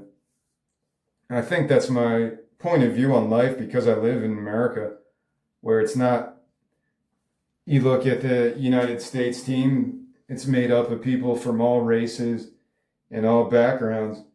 I'm sure England's like that too. A lot of teams went that more of a multicultural approach to their makeup, just in terms of optics.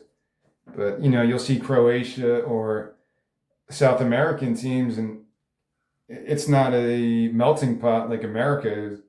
If I grew up in, I don't know, Estonia or, I don't know, even Russia, there's a different sense of nationalism.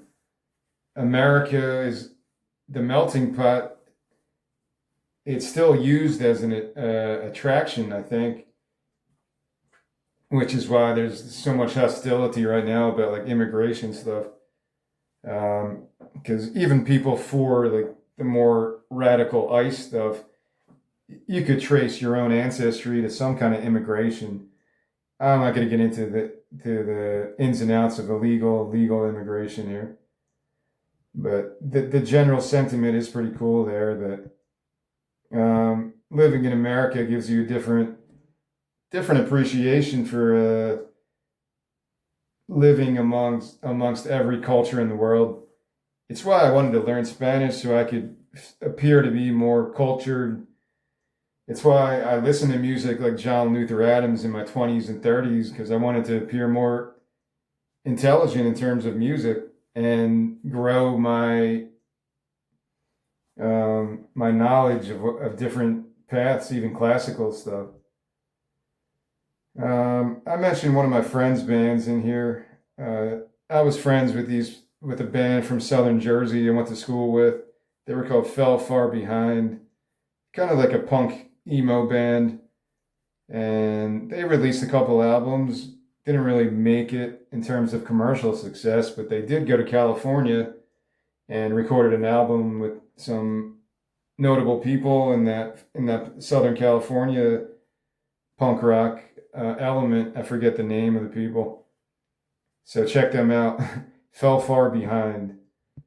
It's very enjoyable. I listened to one of their albums not too long ago. I think they only have one album on Spotify, but I'll give them some love. Their song Old Too Soon, Smart Too Late from their 2007 album Reaching the Red Line had a really great line that I kind of consider when I write my own lyrics. No one trying to change the world. We were only in it to save ourselves. That one always stayed with me. Kind of like, because I approach music like opposite, and I still kind of do. I have all these ambitious goals that I want to do for the next 20 years. Move to a desert and live in somewhat hermit-like existence and create music like that. And I kind of wanted to do the exact opposite of what that lyric is. No one trying to change the world. We were only in it to save ourselves. It has a different meaning today when I hear that line. But to me, I wanted to change the fucking world. That's, as a 20-year-old idealist, kind of an alcoholic, but not really. I wanted to find something that made me feel more purpose than just working at a life insurance job. Not that there's anything wrong with that, or working any job. My problem back then, I didn't realize that. Like, I could have moved somewhere and got a job, made my money, and then did my art in my spare time. It's what I did anyway, but I didn't do it thinking I would turn it into a business or any kind of financially viable commodity. That didn't come until 2020 when I was like, all right, fuck this. I'm done with this bullshit. People are putting all this shit in my face, and I need to get to a different atmosphere, a different mental soundscape inside and outside. So I had to change a lot of my your thinking patterns, and I'm still working on it. But I still feel like I'm being blocked by people, and it's hard to rationalize that as you wake up to the same thing every day, like Groundhog Day.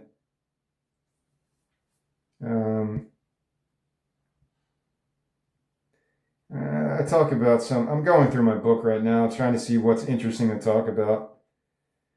I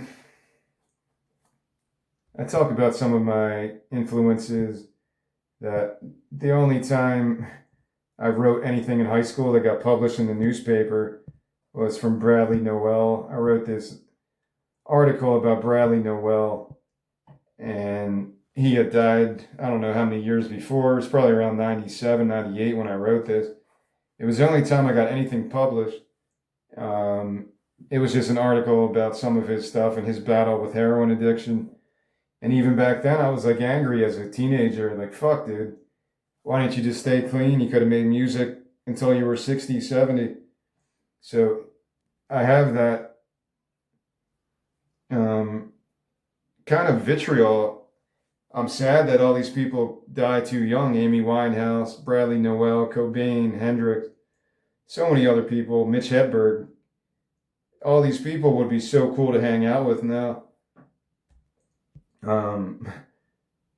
It's kind of a good way to look at life as an artist, though, because I know I'm going to stay as clean as possible so I don't fall down that trap.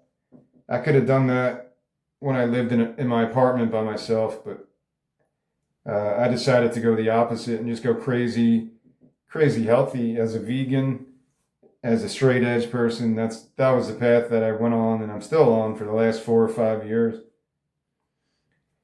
I'll end this little bit before I get to the song with my closing line in this chapter, Rising Coyote and the Killing of the Ego. Don't ask me why I came up with that as a song, as an album title. I don't know.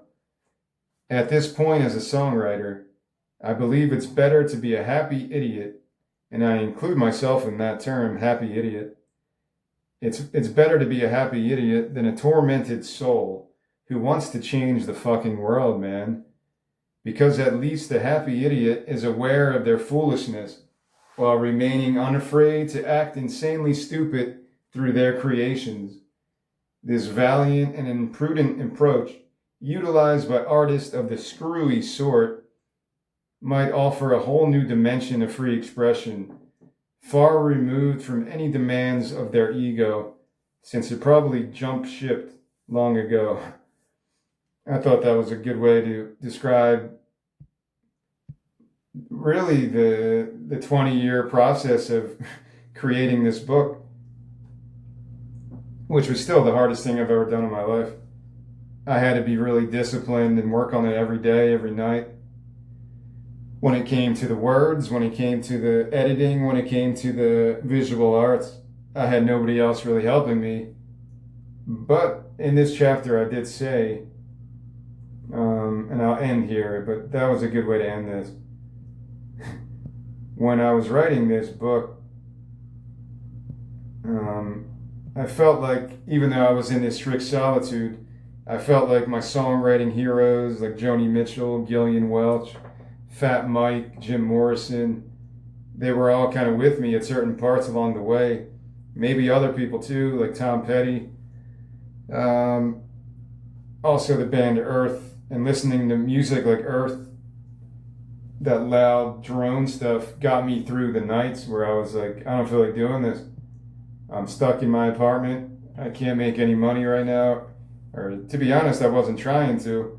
I'm like, I'm going to write this book, and this will be the spark I need to start a career like this. And I did feel a connection to a lot of those artists that I cite hundreds of people in this book, hundreds of albums and songs, and I made Spotify playlist of everything. So as you're reading my book, you can actually listen to the music that inspired me to write this book of lyrics, 54 albums that I want to make in my life. Like, this is how, if I was going on Shark Tank and they're like, why do you want $500,000 in your Kickstarter, young man? Why do you think you deserve the American dream? What makes you special? I'll be like, 20 years of my life was dedicated to making music that I didn't know would become this. It's more of like a game show. Can I spend 20 years in a desert with limited finances and limited name recognition and whatever else in terms of demographics? The marketing angle is pretty simple. Can this idiot from New Jersey, this happy idiot, go to the fucking desert and produce maybe 40 of these 54 albums? This is one I could do myself. This album, Rising Coyote, I could do myself. The ones I know I can't do, I'm very honest about what I can and cannot do in terms of music performance and production. But because of my love of punk rock and some of the more iffy production on some albums, even Nirvana, Bleach, those are big inspirations for me to try to do a crazy, ambitious task like this. It's not going to be easy in the beginning, but I think I could get a good routine going where I'll be like, it really wasn't that hard. I can make an album every month and be done this in a couple years. But it might also be the reverse of that, where certain things are more difficult and you don't know what to expect when you're on your own in the desert. So it's going to be an experience, man. But from a marketing angle, I think that's pretty good. And I think the story will give me the recognition that I'm looking for in terms of name recognition. My name is Raymond Jafrida, but my artist name is Compass Charlatan. It's something I always liked using. Compass Charlatan, like that's how I view myself. I'm talking about politics and religion and all this shit like I know what I'm talking about, but in reality I don't know. If I was the fucking president, getting briefings and all these threats and shit, I might become a crazy conservative. Right-wing war hawk. I don't fucking know, man. Once you're behind closed doors and really see what the fuck is going on, like, yeah, things would probably change in some degree. All right, let's get to this song before I lose my voice or something. There's only, 6 songs on this album, so each one would be fairly long. The song Freedom closes this album, and it's led by that chorus that freedom isn't granted, it can only be taken.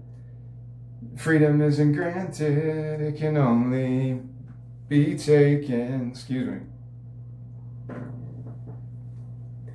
There is a riff that I really like for this song. I'm going to share 2 old recordings of this song specifically when I share this on Substack and Medium and YouTube to give you an idea of how this song came together. They're not long, maybe 5-minute clips of the general melody, but there is a riff that I would like to share, so I'll do it through that. I think it goes like dun dun dun dun dun dun dun dun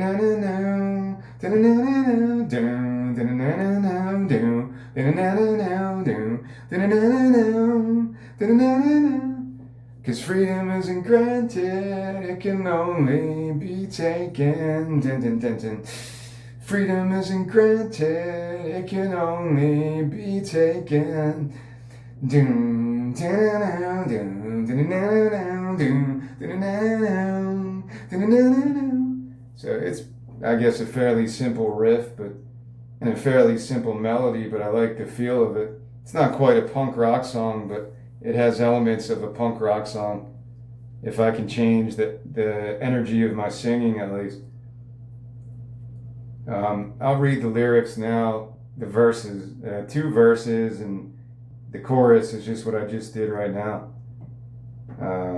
Stuck down a one-way road, out where the time won't bend, restoring atmospheres, supplanting souls obsessed, recruiting apathy, laced equilibrium, drove out to the coast, down where the blood flows free, just as the water runs, just as the water.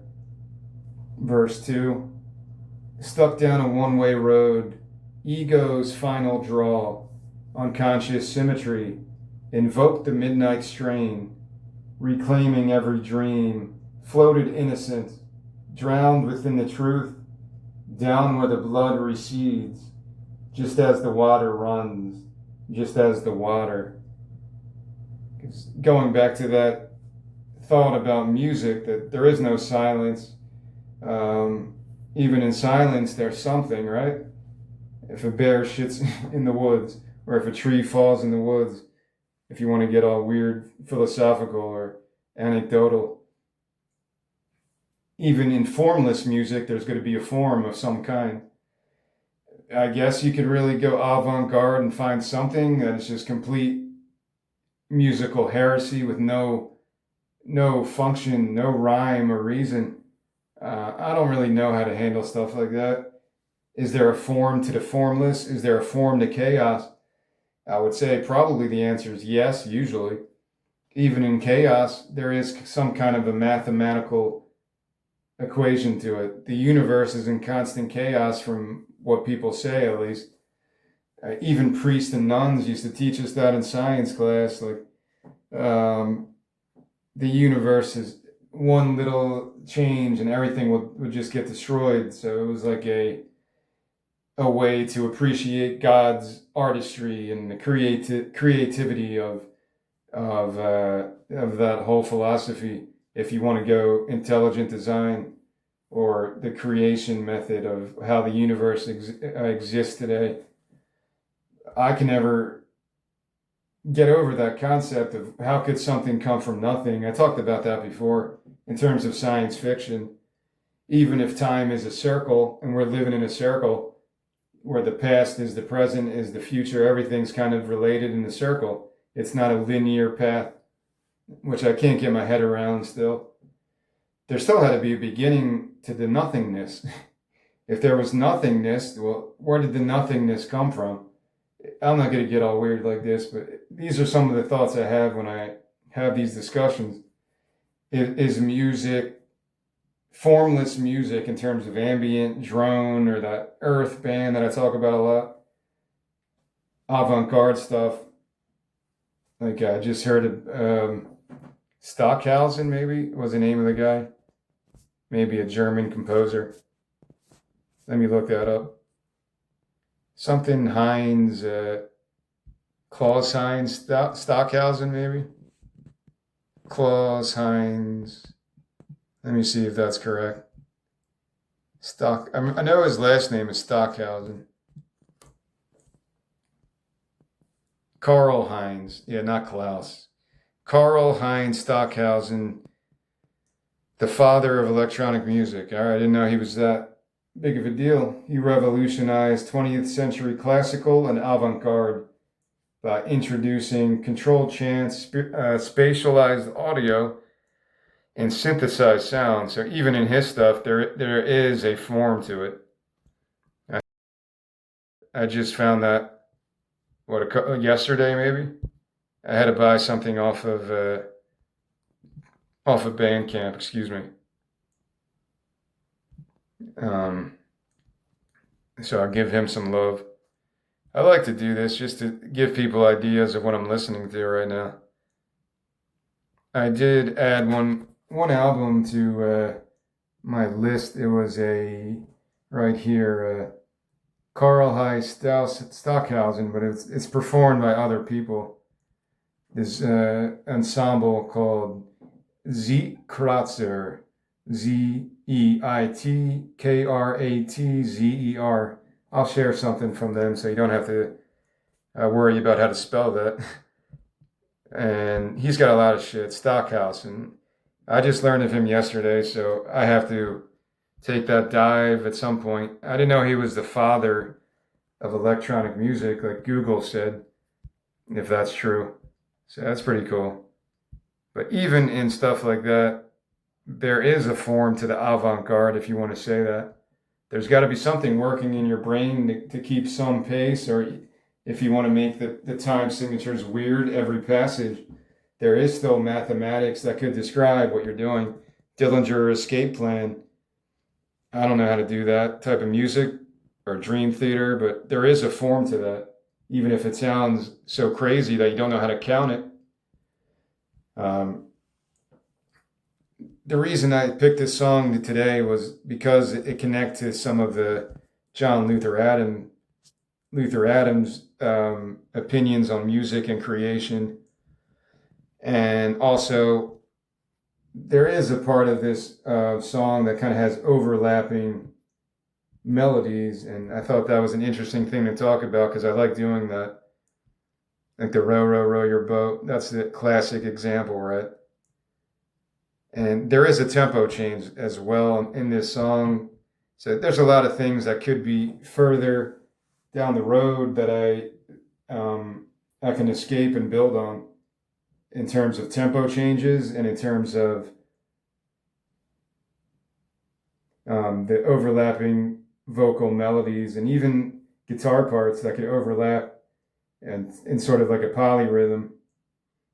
These are easy things to talk about.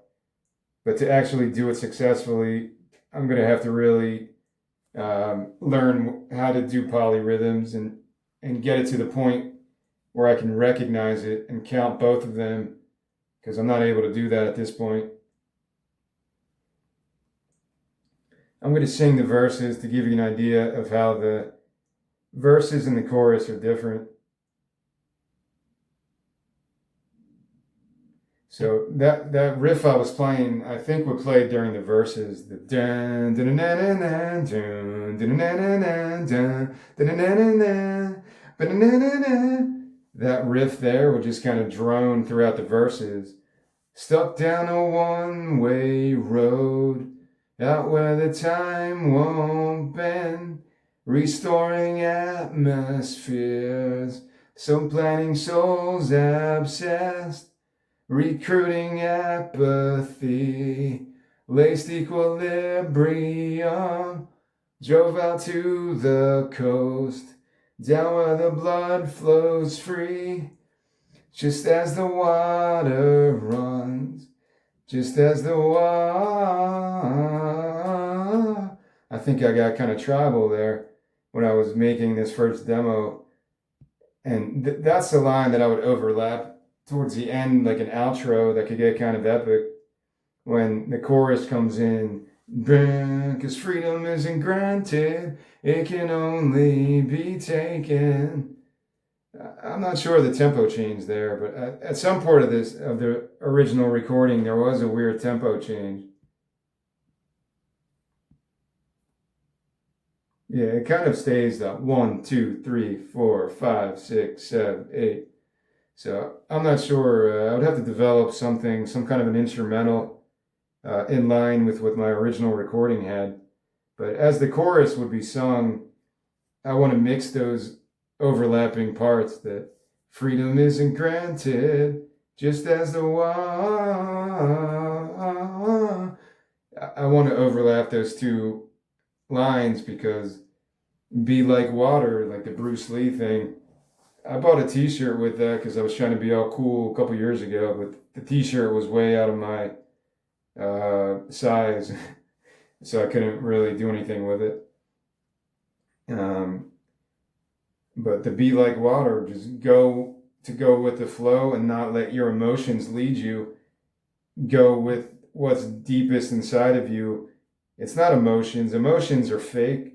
Emotions are fake triggering events that people try to erupt from within you. It's not your natural. Rage is not your natural state of mind. No one can rage out 24 hours a day.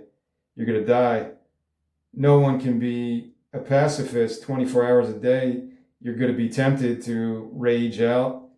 You're going to be frustrated by something. People handle that emotional intelligence, to quote Howie Roseman, emotional intelligence. It's an interesting discussion. I don't think emotions are really the most important thing to control because they're not real most of the time. I don't want to talk too much about that more because I don't know what else to say. But that relates to this song. Just like the water runs, just as the water runs, it plays into that freedom where you can't restrict people. You can't stop that water, even though I guess men have human civilization, men and women, human civilization created dams from the beavers. So even animals learn how to control water flow to some degree, but you can't control a tsunami. There are some parts of Mother Nature that human beings cannot fuck with. Maybe we try to play Mother Nature by creating nuclear bombs, and that's a dangerous thing because we're not Mother Nature. We're not doing things organically. We're creating stuff, trying to play God. I never got that. People think it's okay to have nuclear weapons. That's playing God to some degree. I know it's about protecting yourself, and people would argue that point of it, that religion also tells you eye for an eye, man. You got to protect yourself. Self-defense. But people also say stem cell research, which could save people. A lot of people say that's playing God. You can't do that. So there's a lot of hypocrisy when it comes to that conversation of playing God. Yeah, Mother Nature, whatever you want to say that is a force that is not controllable by, as far as I know, we can't create the weather. There's no mutants like Storm or some weather machine that can create earthquakes and tsunamis in the ocean. Maybe there is. I don't know. I'll go down that conspiracy rabbit hole later tonight, or not. All right, verse 2 is the same type of feel.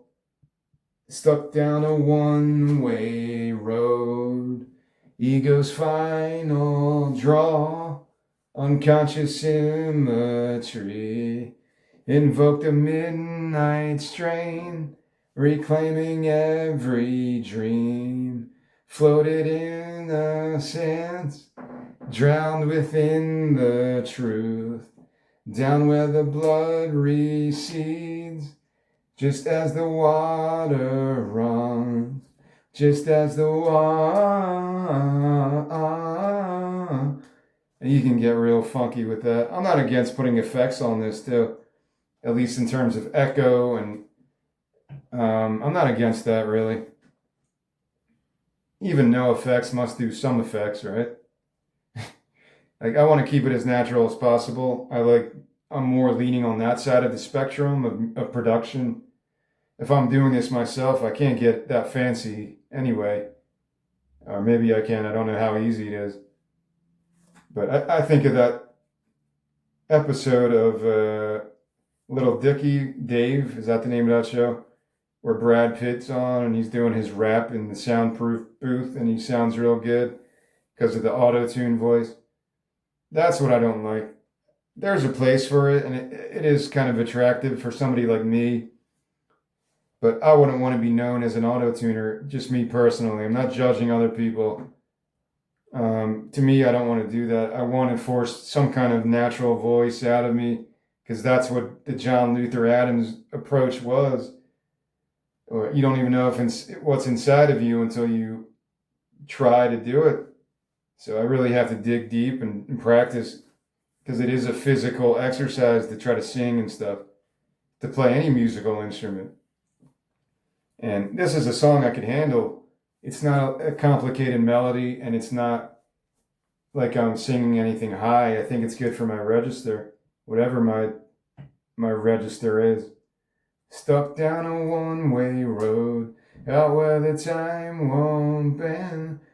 You put some fancy reverb and you can make me sound pretty decent on a song like this. And then it goes, boom, freedom isn't granted, it can only be taken. Da-na-na-na-na. Freedom isn't granted, it can only be taken. And if you want to do some screaming, chanting, or I'm talking to other people, but hopefully I get to do it. I'm still pretty confident that I'll be able to record this song at some point. I'm sharing this as an evolution of a song, my own songs that I'm trying to craft with all these different inspirations in my life that grow and grow constantly. I'm not just listening to punk. I'm not just listening to funk or rap or heavy metal. I'm trying to branch out wherever the universe guides me. Like the Andre 3000, he went to play the flute and he didn't even really expect to do that, I think. According to the one song title, I think I mentioned that before, he was like, I honestly tried to write a rap song, but somehow I ended up doing this. And he made an entire album with other ambient people, led by his flute playing, which was really cool. So you can't really... You can have some say in the matter. You can't let the muse just abuse you. If the muse wants to lead me to some really, I don't know, stuff that I'm not interested in, I'm going to say, no, muse, I don't want to do this. I'm not the Spice Girls. But the muse has been pretty good to me, leading me to different things and melodies popping in my head, driving from work 10 years ago, leading me to have this 2-hour talk today. I like that flow. It's as organic as I can make it, because I'm not making any money from any of this shit. So I'm not in it for the money. I just need the money so I don't end up starving to death again. I need the money so I can be happy and secure and feel like I'm a part of a community, a part of where I can fend for myself and do things myself. I don't have that. That should be available to anyone who wants to work for it. And that's where I'm at. I'm trying to get a job so I can get there in 6 months, in a year, whatever. I'm trying to approach it like that. The guy today that interviewed me said, "Where do you see yourself in 6 months? Do you see yourself in this position?" And I'm like, after kind of thinking about it, and I didn't understand the question at first, or I didn't hear what he said. I was like, yeah, unless I become famous, I'm going to have to work and work and work to make money like Henry Rollins. Henry Rollins has the famous story that he tells. He was working like at a Dairy Queen as a manager or something, and it led to him gaining some work ethic that helped him when he joined Black Flag a little bit later. And he wasn't even sure if he should do it, but I think somebody said maybe Ian MacKaye, because I think they were friends even then, that of course you have to take that chance and see where it leads. And it led to him having a crazy successful career. So I think he made the right choice. Would he still be working at Dairy Queen for the last 50 years? Probably not. Or whatever job you can get. I'm fine with that though. If I have to work at Starbucks, I'm okay with that. I'd rather not have to deal with that, but I could be happy as a barista and be very, very professional in it and approach it like art. Anything can be approached like art. If I got a job as a janitor and that got me to the West Coast, I would approach that like an art form. Just like that's why I highlighted that little paragraph from the John Luther Adams book where he said the carpenters and the painters, the plumbers and the whatever else, the glazers, they all brought a different kind of art into their work.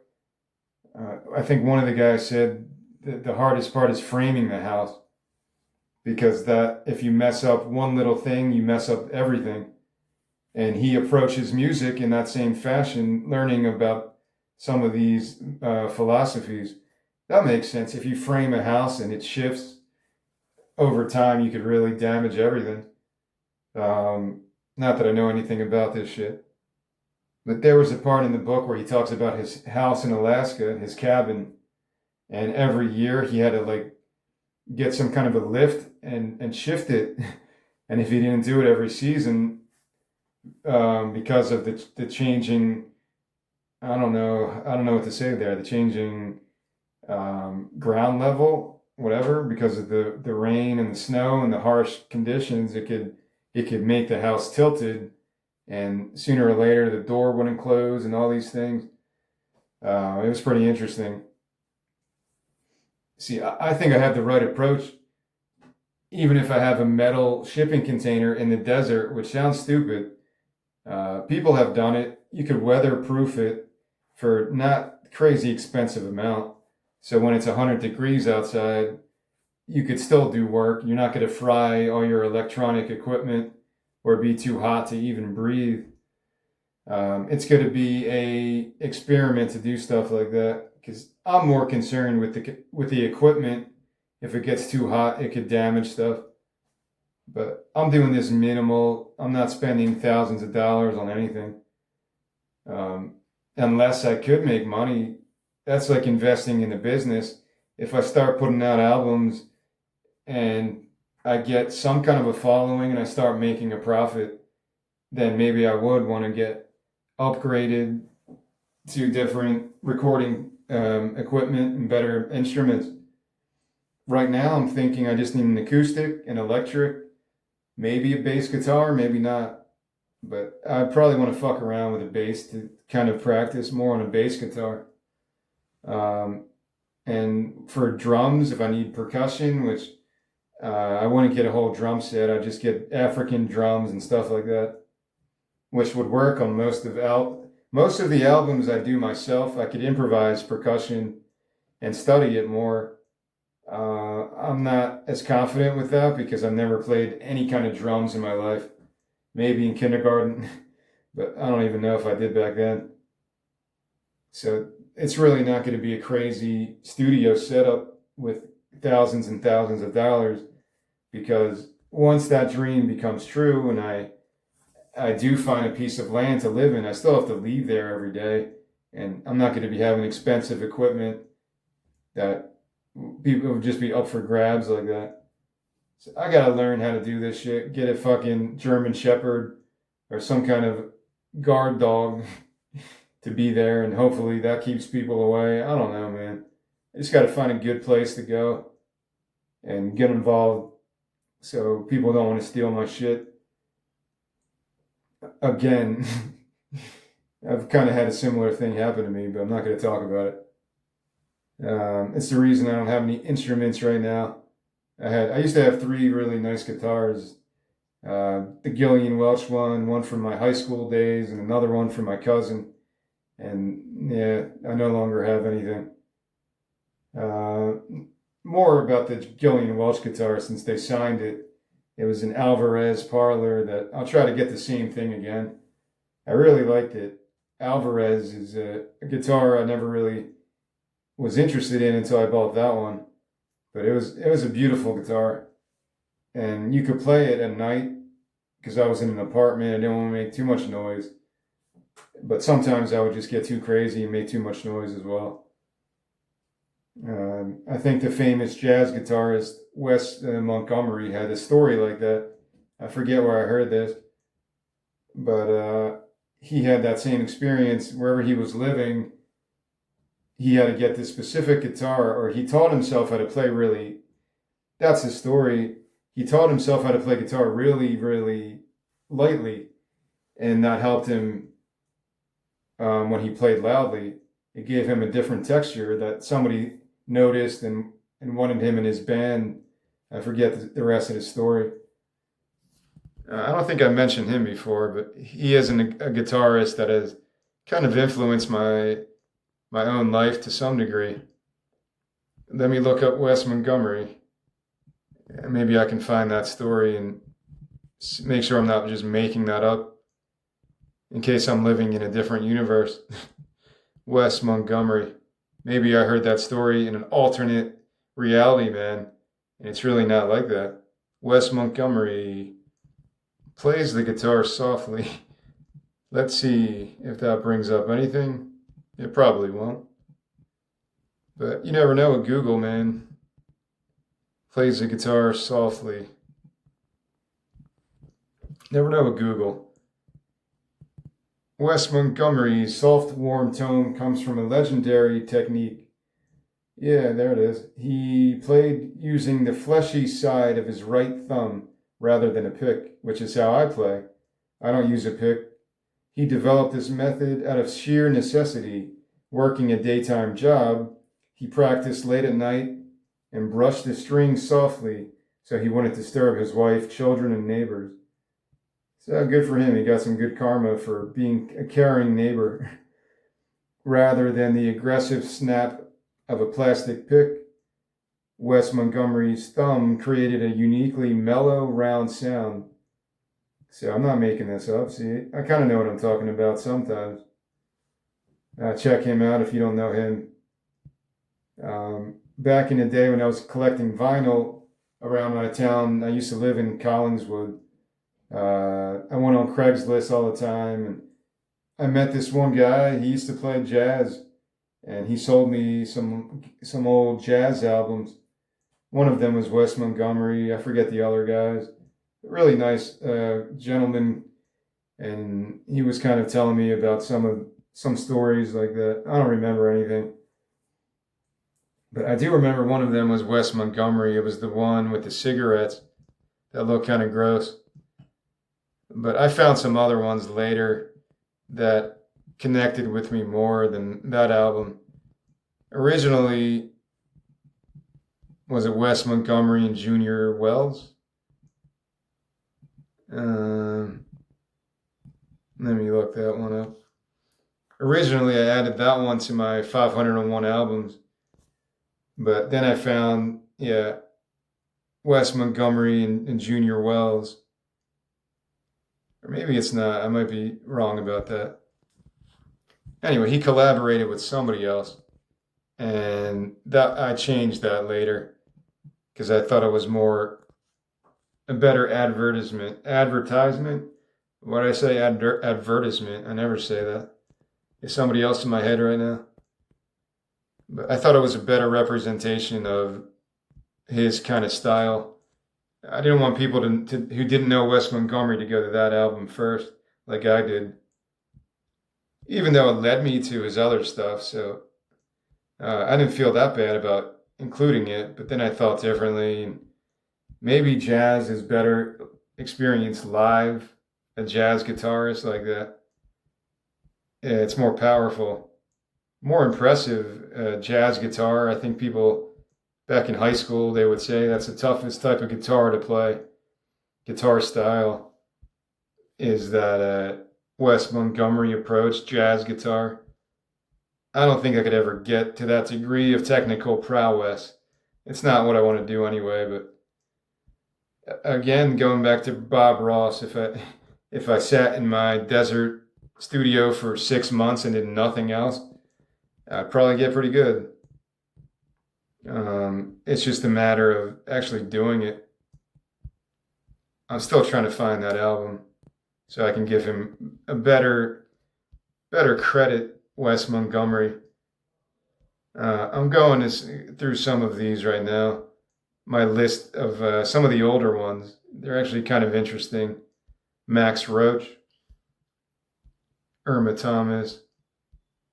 All right, there it is. Yeah, it's not Junior Wells. I don't know why his name.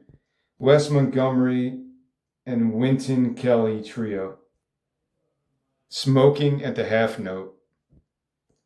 It's an album from 1965. Very highly recommended. You want to listen to some really good bluesy, jazzy stuff? Wes Montgomery and Wynton Kelly Trio. Smoking at the Half Note. It's, I believe, Verve Records from this cover. And I don't know anything else besides that. Yeah, Verve. It's really amazing. So why did I get into Wes Montgomery? Just speaking of techniques to better, unique methods to learn and practice, I guess.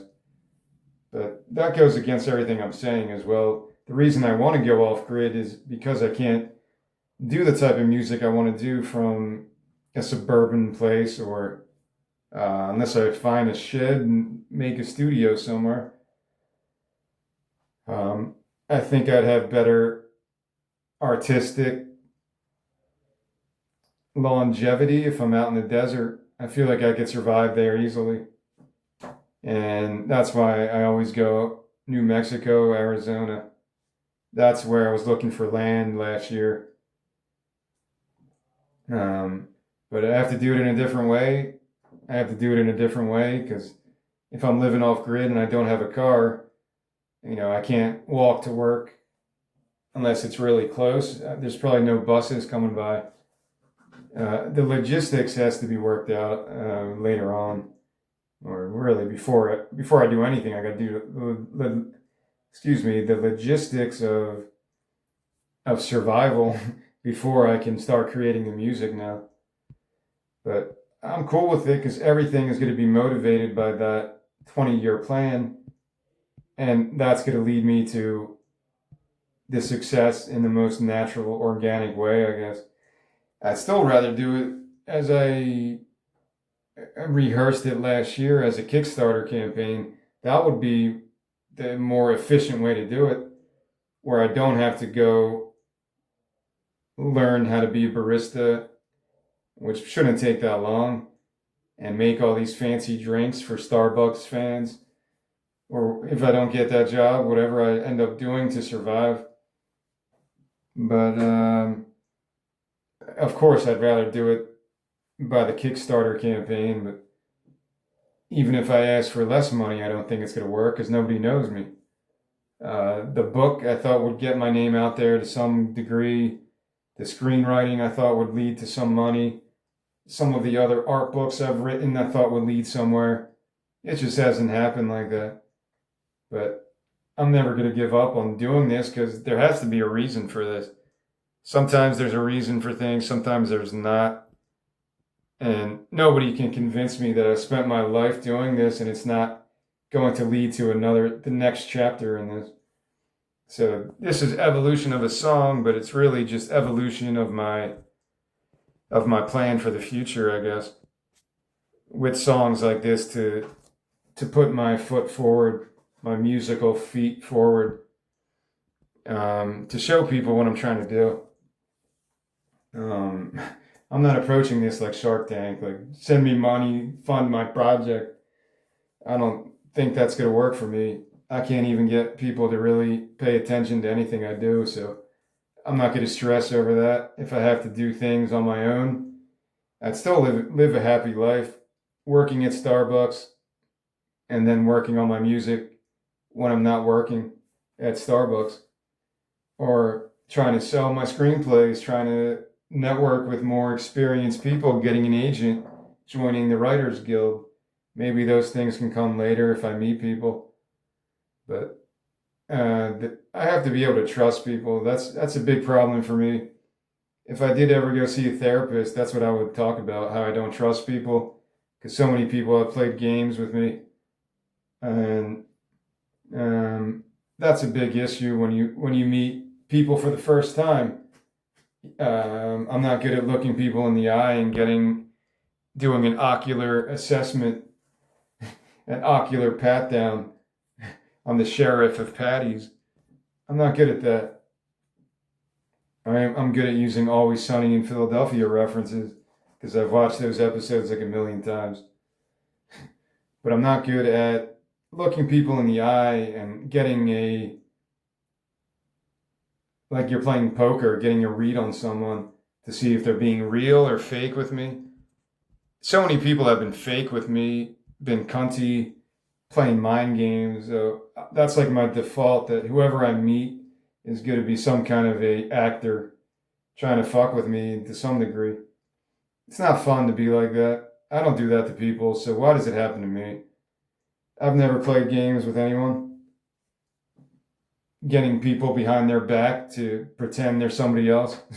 Playing those fucked up manipulative games like that. I've never done that, and I never would do that. Because I think it's fucked up. I think it could really fuck up someone's mental health and lead to a lot of trust issues that I'm having now. That's the biggest problem with politics in general and just life in general, is when you can't be real with people. You can't be transparent. You have to play the game in the shadows and in a haze of confusion, the unknown unknowns and all that Orwellian bullshit. Other people's bullshit should not be in control of anyone's life. It's a problem I still deal with. That is another reason I'm leaving New Jersey. But in that light, this is a good song to represent. If this is an invocation, a benediction to the universe, the musical gods and goddesses of the past that I mentioned that led me to this point, the Kurt Cobains, Bradley Noels, Jimi Hendrixes, the Mitch Hedbergs and the other comics that died too young, and the Jim Morrisons, and there's a lot I'm forgetting. The dude from Blind Melon, Soundgarden, Chris Cornell, yeah. There's so many people that would still be making music today. Kurt Cobain wouldn't have become like some agent or corporate entity if Kurt Cobain if he was around, he would be making music, he'd be making movies, writing books or something. John Lennon, if he was still around, he'd be writing albums with Paul McCartney or some shit. It'd be pretty interesting. George Harrison, if Tom Petty, he probably would have written another album about all this weird shit going on. So yeah, especially people that die too young though, like the 27 Club people. That's the invocation of those people. That my artistic vision is a pure one. I'm not trying to be greedy or lustful in my music. I'm not trying to copy people or cheat. Um, as seen by the work I've done over the last 20 years, I've proven that point that when I set my mind to something, I'm going to do it. But you have to have some support system. I can't do this alone. Um, I'll try to. I'll try to do it the best I can alone, and then maybe I'll have to start collaborating with other artists that I talked about before. So that's the song today. The evolution of a song, number 7, Freedom.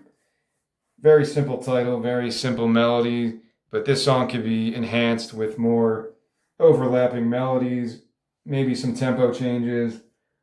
You put in some instrumentals, and bing, bang, boom, you got a pretty good indie banger that could really connect with a lot of people.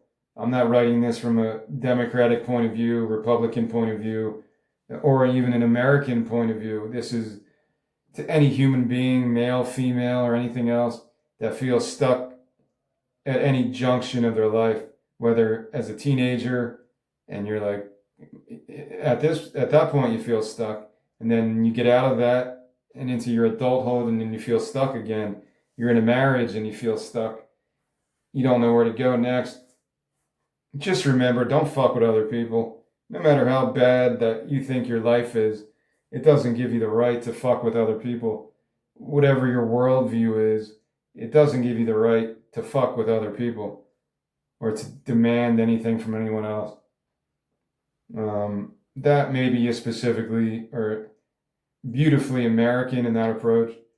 That don't tread on me, even though it sounds kind of violent. There wouldn't be violence if people didn't do that, if people just left people alone in peace and not try to bring bullshit into people's lives. Um, I'll go back to the Dave Chappelle quote that the Second Amendment is there for a reason in case the First Amendment doesn't work. It was something like that from Dave Chappelle. I forget what he was talking about, but he's had his own issues with censorship and people calling him whatever to be boycotted for whatever he said. You got to think of artists differently, man. Artists are not there to make you feel warm and cuddly. They could be. Some artists, some comedians do that, but some comedians are satirists and political commentary and social commentary. Not everyone's Jerry Seinfeld. I love Jerry Seinfeld, but not everyone is his brand of humor. Or he always said Bill Cosby was like one of his favorites because Bill Cosby was kind of clean and friendly for all ages. The kids say the damnedest things. That was pretty funny. But yeah, some people are Dave Chappelle. Some people are George Carlin. And if you like it, you listen to it. If you don't like it, you don't listen to it. You can't fault people for speaking some kind of social relevance. I think George Carlin did it in a way where he was an equal opportunity offender. He would make fun of the hippy dippy type of approach to language, soft language. He would talk about the rich people and the people that own this country, the owners of this country. It's a party and you're not invited. Or he had a quote about the American dream. If you still believe in it, you must be sleeping, or some shit like that. He didn't do it in a certain bias. He was just talking relevant social commentary that a lot of people could connect to. Even the people that are on the top, if you want to call it the 1%, they probably like George Carlin too. Because they're like, yeah, this guy gets it, man. But yeah, why did I talk about this? Well, the Dave Chappelle quote, it's why people in America are very gun happy. The First Amendment is there for a reason. The Second Amendment is there in case the First Amendment doesn't work out. Like, I think that's been understood, not just in America, but other places. Sometimes free speech doesn't get you where you want to go. I don't think he's saying that in a threatening fashion. It's just the truth of human condition, of the human condition, of tribalism, of trying to protect your vested interests throughout your life. You can't die with your possessions, your material wealth. You're not going to die with it, but while you're living, a lot of people like it to enhance their living conditions. There's nothing wrong with that. I try to say I'm a minimalist. I'm not a materialist, but I just bought a MP3 player. I'm planning to start running or walking at least, and I don't like carrying my phone around, so I bought a little tiny MP3 player that looks like a box of Nerds, like it's really tiny and light. So I'm completely not a consumerist. I still buy things. I think the issue of materialism is just like the book that and I'll connect this back to John Luther Adams, that I think the best advice that he gave in that book is when he said, like, give more than you take. Yeah, do the opposite of materialism. And to the best of your abilities in whatever unique circumstance you have. And it will make you feel better than just buying something, buying the next phone when you have a perfectly good phone, but you want to get the next one, buying that $10,000 pair of sneakers. I'm not criticizing people who do that. You have the right to do that, but I've never been in that position. If I had millions of dollars, I still would feel weird buying shoes for $100. I just feel weird spending money like that. I'm not judging other people, really. I don't care. If you want a special Michael Jordan shoe from whatever year, more power to you, man. Life is know thyself and live what's going to make you happy, but keep all these things in mind. I'm not trying to be preachy to anybody. I think it is healthy to be a minimalist. That's what I was trying to accomplish. Living off the grid would give me that, because it would be critical to be able to take care of myself. Living off the grid in that way would be critical, life and death. I guess that's all for today. Lately, I've been trying to think of songs that connect to the song I'm talking about or the album I'm talking about. Last time I ended with Paul Simon and Garfunkel, America. I don't know what I'm going to end with today. I'm trying to think of songs with the word freedom in it. And the first thing I thought of was Freedom in a Shopping Cart. Freedom Like a Shopping Cart. It's from a NoFX album that people don't really talk about, Heavy Petting Zoo. All right, we're going to go with this. I talk about NoFX a lot, so I might as well read one of their songs, Freedom Like a Shopping Cart, 1996, from Heavy Petting Zoo. Go check out that album cover if you're not offended by loving farm animals. It's pretty funny. All right, I'm going to read this like a poem and see how this goes. Punk rock poetry. A Christian, an anarchist / prostitute, figures out the true meaning of freedom. Not freedom like America, freedom like a shopping cart. Kick back, no tents. You got a bag of grub, it cost you about 50 cents. No fear, no fucking feats. Malt liquor tastes much better on the streets. Crusting, a way of life for heroines. And heroes who hitchhike the road to Eden. Not Eden like the Garden State, Eden like the state of mind. Kick back, cheap thrills. You'll do anything for a laugh, even if it kills you. The bridge you took it out. The ticket taker suddenly lost count. Sleeping under rays, your teeth crumbling away. Say goodbye to all responsibility. You never wanted it, man. Wasting time whenever you get the chance, which happens to be all the time. Kick back, free meals. A couple of times a day, you make a couple of shady deals. No work, no fucking pay. Cardboard condominium by the bay. Condominium, that's a weird word. You're between the red and black. You're never going back. Say goodbye to all responsibility. You never wanted it, man. This is punk rock poetry from Fat Mike and NoFX, Freedom Like a Shopping Cart. One of the better songs on that album. I don't hate that album. Some people hated on it, but it's got Filthy Phil, Philanthropist. That's a classic. And maybe August 8th. August 8th, Such a Beautiful Day. That's a good song. There's a couple of really good songs on that. Pretty decent album.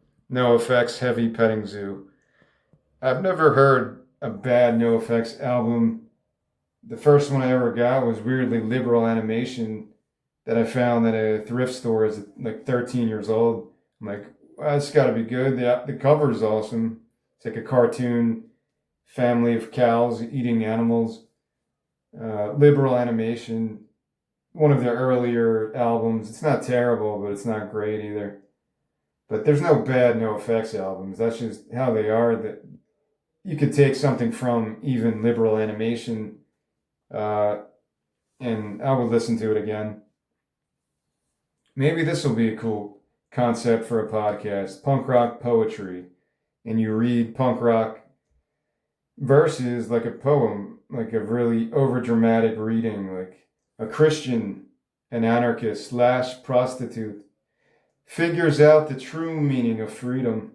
Not freedom like America, freedom like a shopping cart. Kick back, no tents.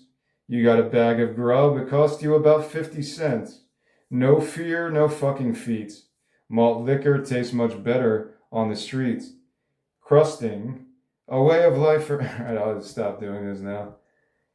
Alright, that's my 3-hour therapy session almost. 2:51, so almost made it to 3 hours.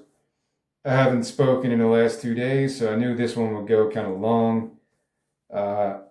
If you look at this like my therapy time to get out all my random nonsense so I don't think about it until tomorrow when I wake up again in this version of New Jersey Groundhog Day.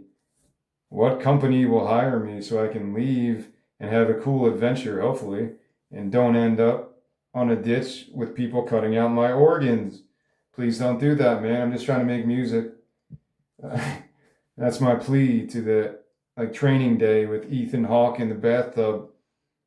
I've never saved anyone from being molested by homeless people, but I'm not a bad person. You don't have to take my organs from me. I'm just trying to make some music, make some art, and that I'll get a t-shirt made. Please don't take my organs. Please don't kill my vibe. Bitch, don't kill my vibe. That will kill my vibe if people cut out my organs. Please don't do that.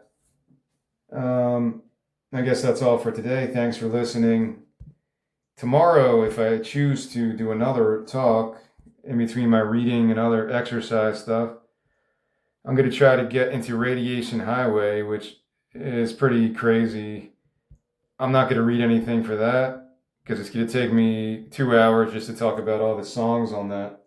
I'm going to go through that entire album and some of the stories involved with my crazy COVID pandemic experiences. That is, I'll try to make it comical, even though it's pretty serious stuff about hurting yourself and doing really harmful stuff to yourself, and some of the crazy thoughts in my head. I was thinking about delaying this talk because I was going to read a book by Oliver Sacks called Hallucinations, which I think I did purchase, but I never read yet.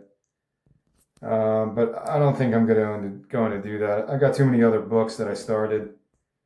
Because there is some cool things about that I'll talk about tomorrow. Yeah, Oliver Sacks. I don't think I bought that book. I bought his book, Musicophilia from whatever year. It was very highly rated book. And I like Oliver Sacks. I like his voice a lot. Go look into his TED Talk, and I think you'll fall in love with how he speaks. He's a pretty interesting guy. Musicophilia, it's all about the music and the brain, because he was like a neuroscientist, I don't know. Whatever he was. He was involved with studying the brain and some mental conditions, hallucinations, and stuff like that.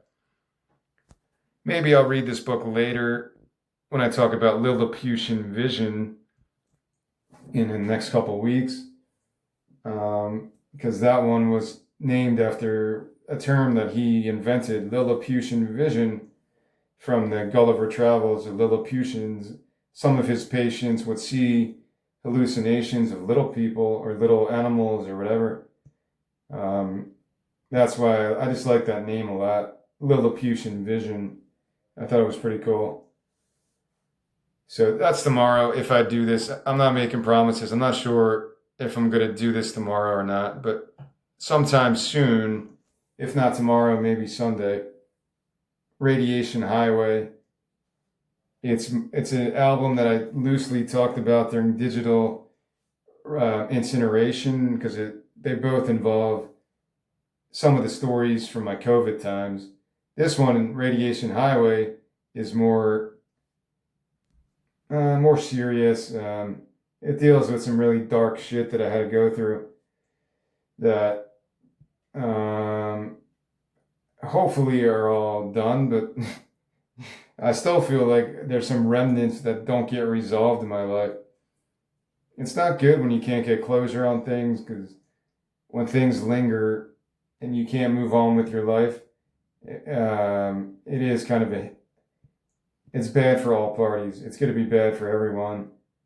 The people not giving you closure and the person who doesn't get closure. It's just a level of tension and bullshit that nobody should have to deal with. So that's the game plan for tomorrow, if I do get to it. I know these songs really well. There's probably 8 songs, and some of them are pretty epic. I'll praise my own songs here. It's a little bit darker in terms of the music and poetry, darker than anything I've shared yet. But I think these are some of my best songs, because it took me a long time to rearrange this album. It started in 2020, and it just kept changing and changing. If I had a series called Evolution of an Album, I could talk about this for 6 hours. But I don't think people even listen to me for 20 minutes. If anyone lasted this long, yeah, power, man. I give you power. I give you healing powers right now. Whatever is ailing you is healed. Thank you for listening. So tomorrow might be Radiation Highway. I know the songs really well, so I might be able to actually sing them and get the melodies out, although a few are more spoken word. But we're going to get into some of the crazy... If you want an album where I lost my mind and I went through crazy anxiety, moments of anxiety and paranoia, which led to some really bad decisions, led to really bad moments of my mental health. That was my 2020 experience from the pandemic, and it kind of lasted for a while, and regrettably it didn't really end well. It ended with me getting fired for no reason and eventually getting evicted from my apartment. So not really happy endings, but with every bad thing that happens, I feel like your artistic mind can lead a more light way to get out of it. A path of light that is not as serious and demanding on your ego. So maybe I'll approach this more as, hopefully, if you went through shit like this, hopefully you're in a good place today. Because nobody should go through these dark moments that I'll talk about tomorrow. So I'll try not to relate it too much about my own story. If you're struggling with some mental stuff, hopefully it at least shows you that it could happen to anyone. You're not alone in anything you go through, even though you feel like that, because that's how I was feeling. I'm not going to try to be preachy or give people advice, because I don't think I have the right to do that. To give anyone advice on how to heal yourself, you have to find some outlet, whether it's art or working out or reading or writing or playing video games if it makes you happy. Whatever makes you happy, man. But I guess that's it. That's a good way to close this. Thank you for listening. This was an interesting look at a song I wrote 10 years ago that hopefully you get an idea of where I'm going with this. I think it could be an interesting look at mixing genres together because there's a bit of blues in this. There's a bit of a heavy prog rock approach. There's a just the I don't know aggressive guitar stuff. And I'm just as curious as anyone else of how this song will be recorded in the future when I finally get to that step.